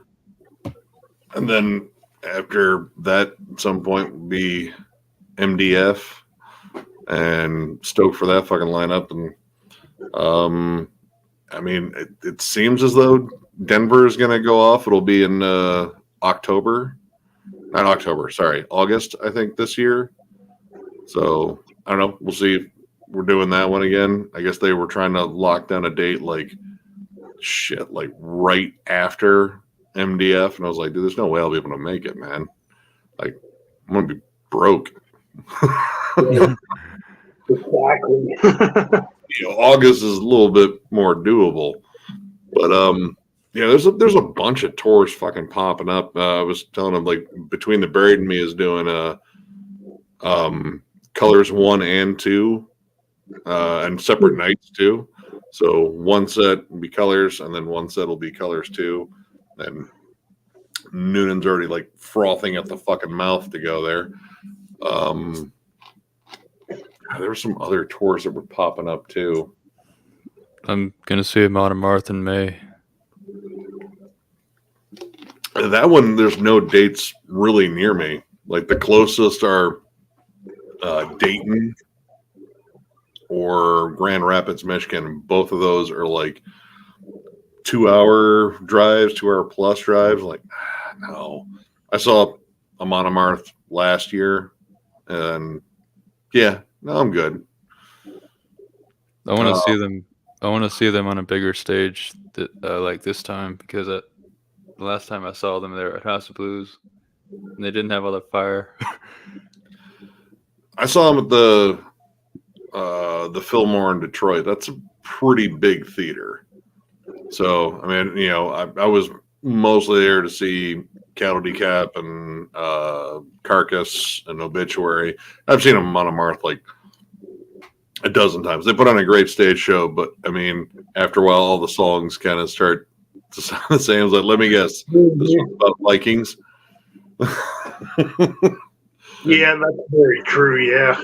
Pillaging and burning. They're kind of the AC/DC of Melodeath. Nothing wrong with that. I mean, they're consistent. You know what you're going to get when you get an Amon Amarth album, like 100%. I mean, you could say the same thing about like Cannibal Corpse, Incantation, Immolation, Obituary too. I don't really expect them to change. I want them, like every time those bands put out an album, I want it to sound like that band. So, absolutely. Unless you're like Metallica and put out a Saint Anger. No. There's experimentation that shouldn't happen. I mean, do what Carcass did and put out a different album every time. What was that band that Jeff had? Like Disco's. Ooh.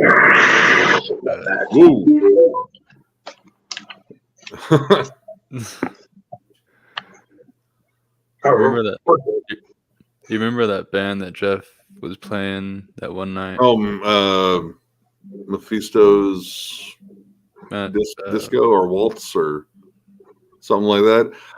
It was all right. It's just, I don't know, it was a little too jam band-ish for me. Like, the heavier songs. Heavier songs kind of remind me of Monster Magnet a little bit, which I still got a soft spot for Monster Magnet. But yeah, I really wasn't like super into them, but I mean, it sounded pretty good. I don't know. Jeff was, when he brought them up initially, Jeff had a couple beers in him. He was like, "No, this is the greatest thing ever. You guys will thank me." I was like, "Oh God, here we go." Yeah, I could tell you it's pretty wasted then. Oh, dude, when we did that top 10 of 2023 one, like they did a top 20, and he invited us in for 10, the top 10, and we went through our top 10 again. And with each number, Jeff was getting more and more drunk. By the time, like when he got to his top 5, he was so hammered. This is so great. It was amazing. Oh my God, let me tell you about it. Like, oh boy, here we go.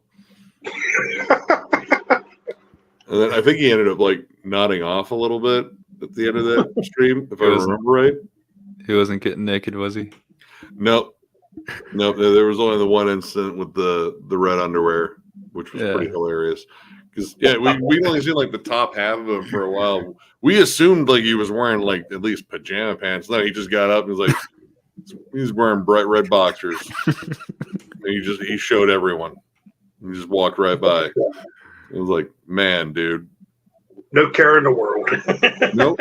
No, it was like, Like we brought it up. When we brought it up, it was like, what? So what? It was like, I didn't want to see it.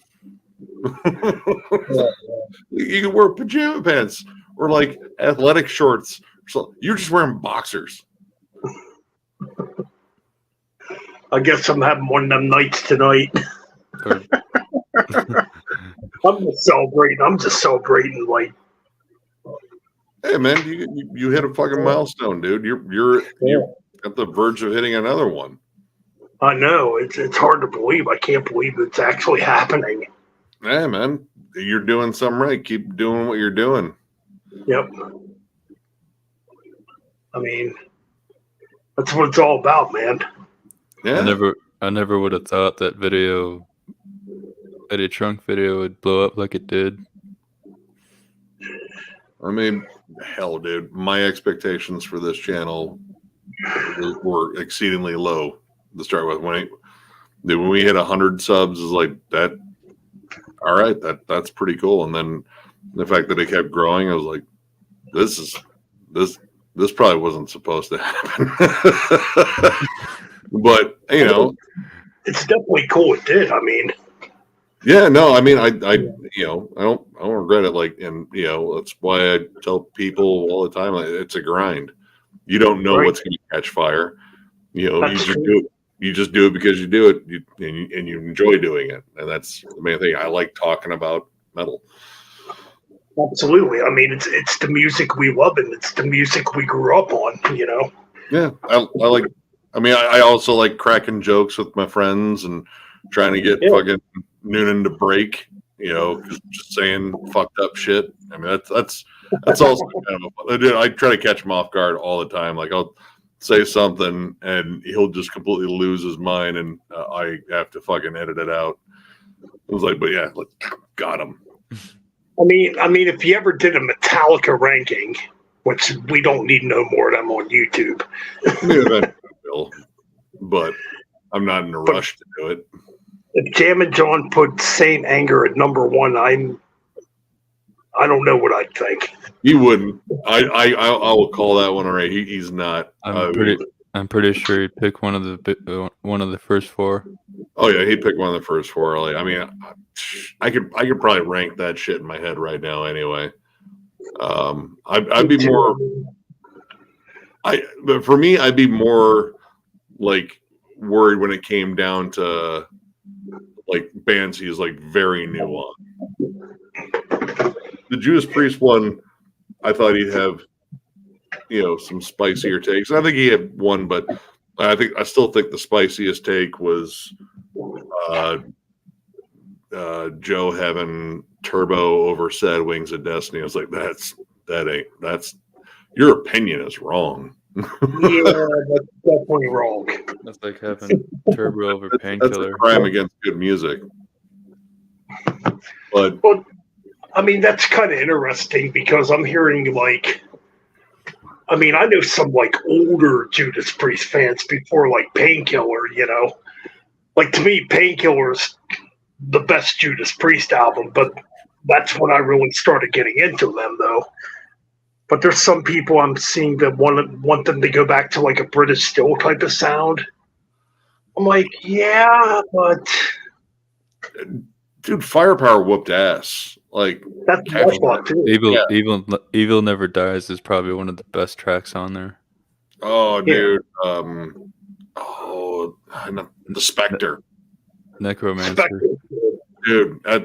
Dude. The chorus on that is so goddamn catchy. And dude, fucking Rob Halford still got the pipes to do it. I mean, he's bucked so many fucking odds. I found out his sobriety date is like one day before my ma's, which I thought was really cool. Yeah, he was 38 years sober. I think the 6th of January. That's good. Yeah, Definitely. he's like, it was Turbo that he kind of changed around his life there, because like that was a really dark period. Oh yeah. He definitely went through a lot of stuff in that period. Yeah, Yep. but yeah, I mean, I know people that they love Turbo and that's their like favorite fucking album, and I don't get it. But again, different structure, different folks. Like me, I kind of gravitate to the older stuff. It depends on. It depends. Stained Glass is just about a perfect album in my mind. It depends on. It depends on your age too, like how old you are. Yeah, I mean, I got into them in the '80s. Like watching MTV and shit. Like I remembered seeing like the Breaking the Law video. You Got Another Thing Coming. I think Living After Midnight had a video too. And, those songs were all over the radio too, and I was just like, yeah. And they were like, I think I brought up in the ranking, like they were the first band that when someone said heavy metal to me, they were the band that popped up in my head because they were like, yeah, they're leather clad and they're fucking tough and shit. And yeah, that was the band. So the '80s stuff, like especially fucking Screaming for Vengeance, which is such a fucking good album. Oh yeah, classic. I was telling Ben earlier that I might do a Maiden cover. Do it. Oh yeah, do it, man. It's not the original; it's a cover of a cover, I guess. Cover of a cover. Yeah, the Striper version of the Trooper. Okay, do it. It's kind of weird. Speaking of Priest, because I did my album ranking way back in 2019, I think. It's been a long time. I'm actually thinking about maybe redoing it. I'm going to wait till the new album comes out. I mean, is there going to be a new Iron Maiden? For sure. No. I'm talking about Judas Priest. Oh, Priest. Okay, I thought you were talking about Maiden. Yeah. No. Maiden just had an album. So yeah, they did. A lackluster album. Yeah. I can't get into it. I tried, man. I because I love that band.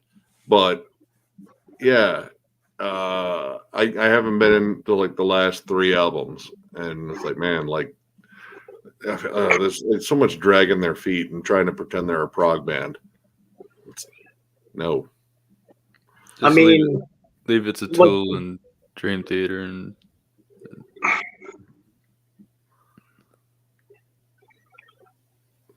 At least that's what I think.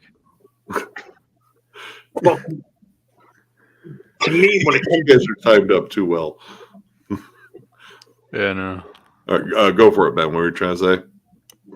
No, like I was trying to say, to me, Maiden needs another producer. Like, to me, I could see maybe Roy Z producing an Iron Maiden album. Definitely not Rick Rubin. No, absolutely not. Oh, there was another one too. Roy Z. No, definitely not Andy Sneap. I don't want a Maiden album to sound like that. Yeah. Oh. Kevin Churko, maybe? No. Dan Swano. I mean, maybe, yeah. I mean, it's not his general wheelhouse, but he always gets like a good natural sound. Yeah. I don't know, like someone to change like the dynamic and push him, and maybe get Steve to release the reins a little bit. Absolutely. I just feel like with the last several Iron Maiden albums, you get these long bass intros that just go nowhere, and then you get a rhythm pattern, but it goes nowhere either. I mean, he's in that perpetual gallop. Yeah. And, I mean, Steve's a good bassist, but like you don't need like, songs are so damn long and they drag after a certain point. You don't need an 18-minute song. Yeah, no, I don't need an 18-minute song unless you're going to pack it full of like really killer riffs, which, I mean, that's also the Kevin Shirley thing that bothers me is like, I feel like the guitars are thin. on these last three. Yeah, these last three, they feel very thin, and the bass seems extra loud, and there's all the fucking extra synths and shit. Like, you have three guitarists, and the guitars, there's no way they should sound thin. Like, Absolutely. Yep. Yeah, they're way too thin. I mean, like, like you said, you got three guitar players. Like, I mean, it's Iron Maiden, so you don't want to make them like super thick. yeah, but I mean, at the same time, like, you want to give them like a good, rich tone. Like, I mean, you know, I want that '80s Maiden sort of tone, but I mean, like, you know, with modern production, you should be able to do that pretty well. Absolutely. It's just, And you know, like, this is a guitar-driven band. Absolutely. If there's any like album I want them to like go back to the production on is Seventh Son of a Seventh Son. See, I would go back further to like Power Slave, Somewhere in Time. I mean, I don't know if they could pull off Killers. Like, because I love the sound of that album. Like that it's just awesome, rich analog production. But Yeah. like something, you know, where the guitars feel out front and prominent and really driving the song. And, you know, like, yeah, Steve, you're gonna have to put your bass in the fucking background, but it's bass. You come on, just drive the rhythm section. And, you know, I'm not asking them to play like super fast or anything like that, but give me some riffs. Like I do what Nico's like, what, 70? Yeah. You know, he's in great shape for a I think- 70-year-old drummer, but, you know, I don't expect him to do like, you know, stampeding gallops all the time. But I want riffs. I want like, dude, three guitarists. You can come up with some really clever fucking guitar harmonies there. Right. The band Kvelertak, weird Norwegian band that's punk, heavy metal, black metal, classic rock, whatever. They're kind of their own thing. They have three guitarists, and they know how to like uniquely blend all of them. Like, have them play like really interesting, like just riff patterns and harmonies. And it's awesome. And it's stuff that I still think Maiden could do. I mean, yeah, that's another issue with me too. I mean, this actually goes back to like maybe I'm trying to think here. Probably goes back to the X Factor actually with the guitar harmonies, even before Adrian came back. I just noticed something with you go back and listen to those first 5 Iron Maiden albums. Well, first 7 to first 8. Yeah.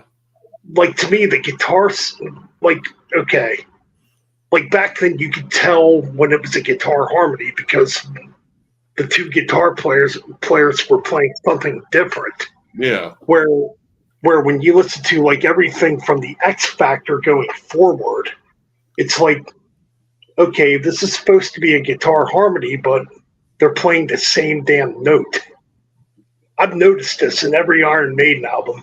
I mean, as a guitar player, I'd have to explain it better, I guess. But like, yeah, it just sounds like it's single noted, is what I'm trying to say.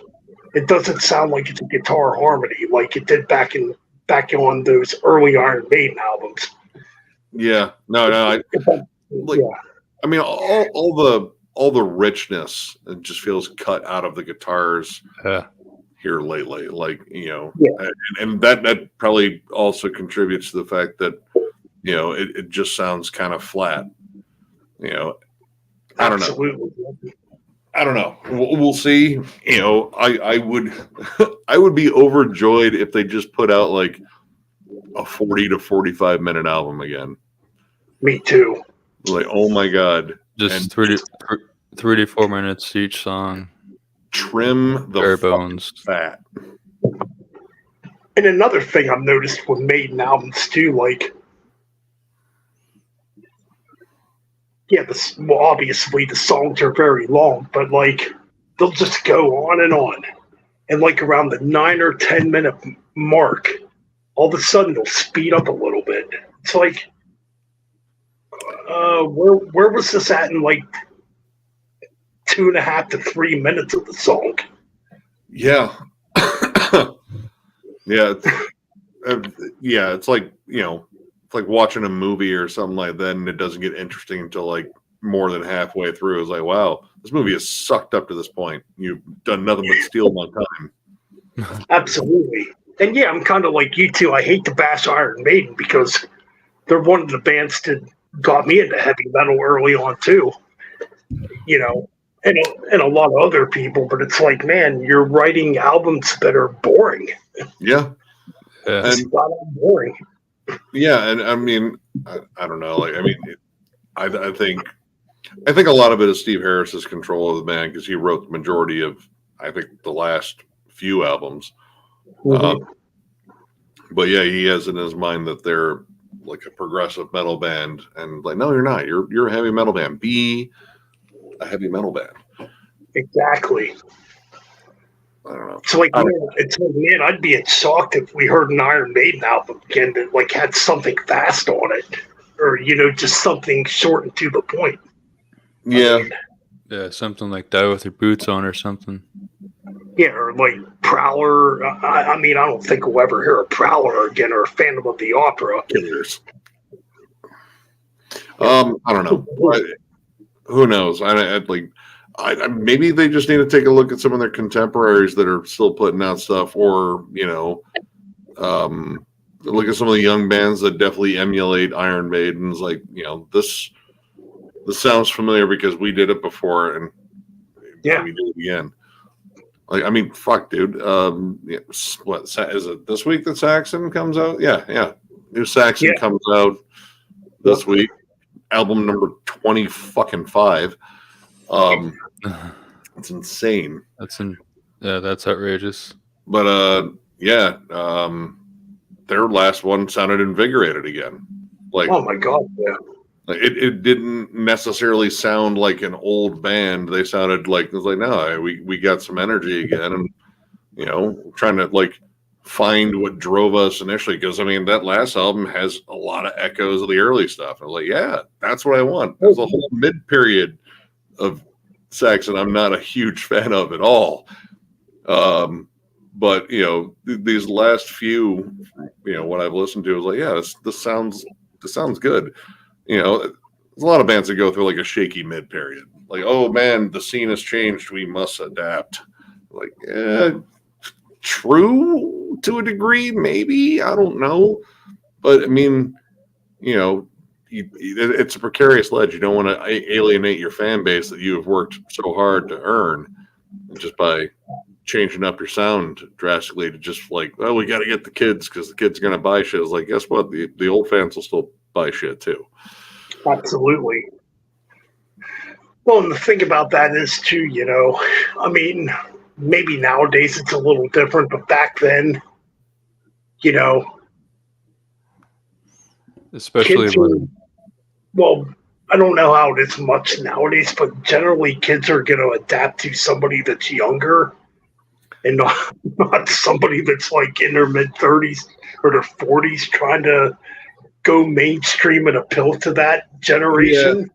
I mean, yeah, I was, like that was something I noticed when I was younger, like, the older bands. Because, I mean, I was, I got into bands that were much older, when I was getting into metal, like, Megadeth, Testament, Slayer, etc. And then, all those bands inevitably hit a point where they were trying to appeal to a bigger market or a different market because the scene had changed and so on.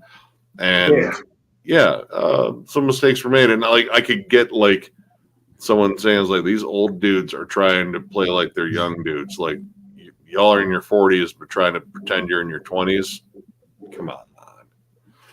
Right. But like I get it. Yeah. It's a tough business. Like that fucking fight to stay fucking relevant. Yeah, it makes you do some fucking dumb shit. Like fucking completely sell out and cut your hair, or abandon the band altogether to go write fucking pop music in another band or something like that. Like, yeah, all these things have Yeah, happened. just what Metallica did in the 90s. Oh yeah, no, I Yeah. remember that. I think the worst was Megadeth with Risk. I was Oh, wait. I was on YouTube the other day, just going back and looking up old interviews of Dave at the time. It's like, in a way, you could kind of tell Dave did not want to write this shit. He was still acting like intimidating Dave Mustaine in his interviews, you know. Yeah, When you go back, it's like, are you, man? You're like adult contemporary death right now. you know, it's like you're trying to compete with Metallica, which is what he was trying to do, obviously. But I mean, that's been the name of the game since that band's inception. I remembered seeing the video for Crush 'Em. I was like, dude, fuck this. This is so bad. And I think oh I my heard god, Breadline.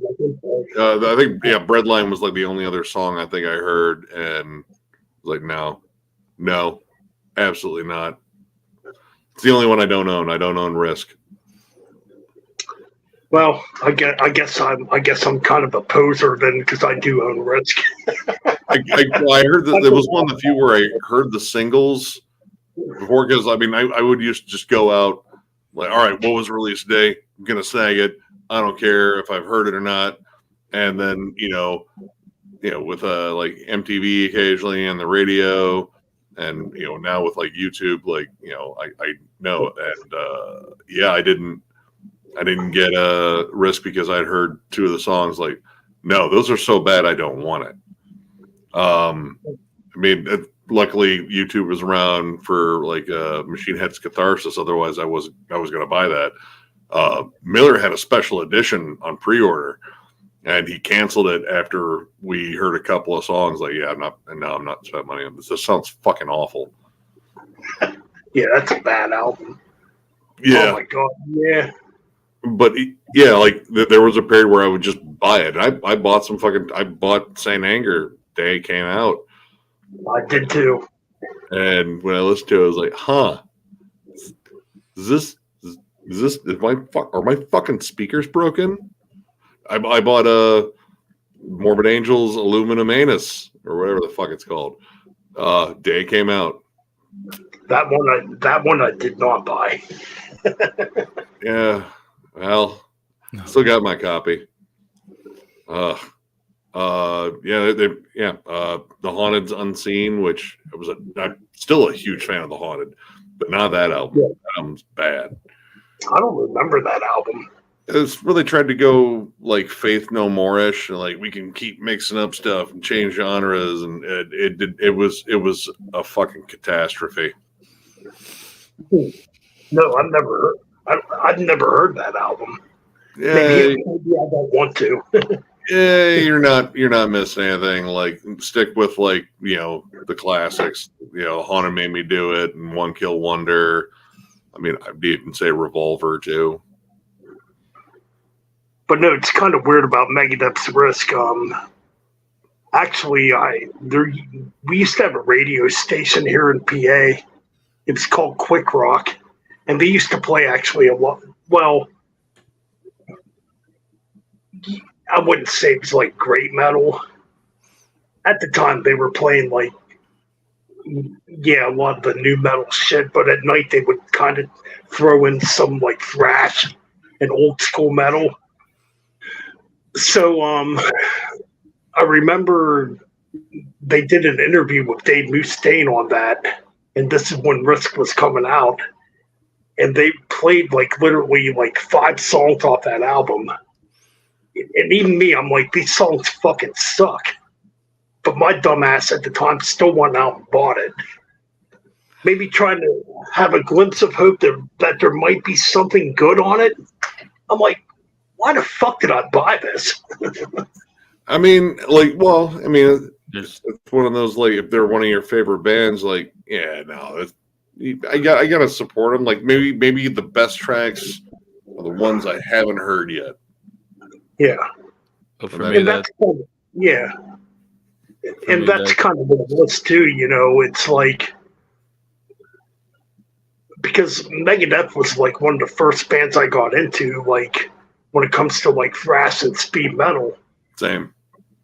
And I guess I was kind of hoping there might be maybe 1 or 2 tracks at least on there that's kind of like that. And I'm like, yeah, I was pretty fucking annoyed. Yeah, at least with like, cryptic writings, like, yeah, there was definitely a lot of single stuff on there, but it had some thrashier songs. It had some more like metal songs. So I mean, like, yeah, I don't like every track in that album, but there are tracks I come back to, like Dude, She-Wolf, Disintegrators, Vortex, Sin. Yep. I think See Trust is probably one of my favorites. Trust is a killer song. Dude, that's a fucking awesome song. It's better than Enter Sandman. Oh, hell yeah. So it's okay. Yeah, that album I actually bought new too at the time. Same. And I heard Trust. I'm like, this is a pretty damn cool song. I don't care if it sounds commercial or not. Of course, at the time when being 18, I wasn't actually really quite thinking that way. I'm just like, that's a fucking cool song. So I went out and bought it. I listened to it. I'm like, you know what? It's not a bad album. Yeah, definitely the last 4 tracks the last 3 tracks on the album are my favorite because those were definitely the heaviest. I mean, there were some duds. Like I don't like Half Cool Will Travel. Yeah, that was bad. Terrible fucking song. God, I'm not a big fan of a Secret Place. Yeah, that one's not that good either. There was another one on there. Oh, I might have to look it up. Is it I'll Get Even? Yeah, I'll Get Even was a dud. Yeah. But it's kind of weird. I like Trust. I liked Almost Honest. I thought Used to Man was pretty cool too for being kind of ballady. But it got kind of thrashy near the end of it. Yeah, and it was definitely a more personal song for Dave too. Yep.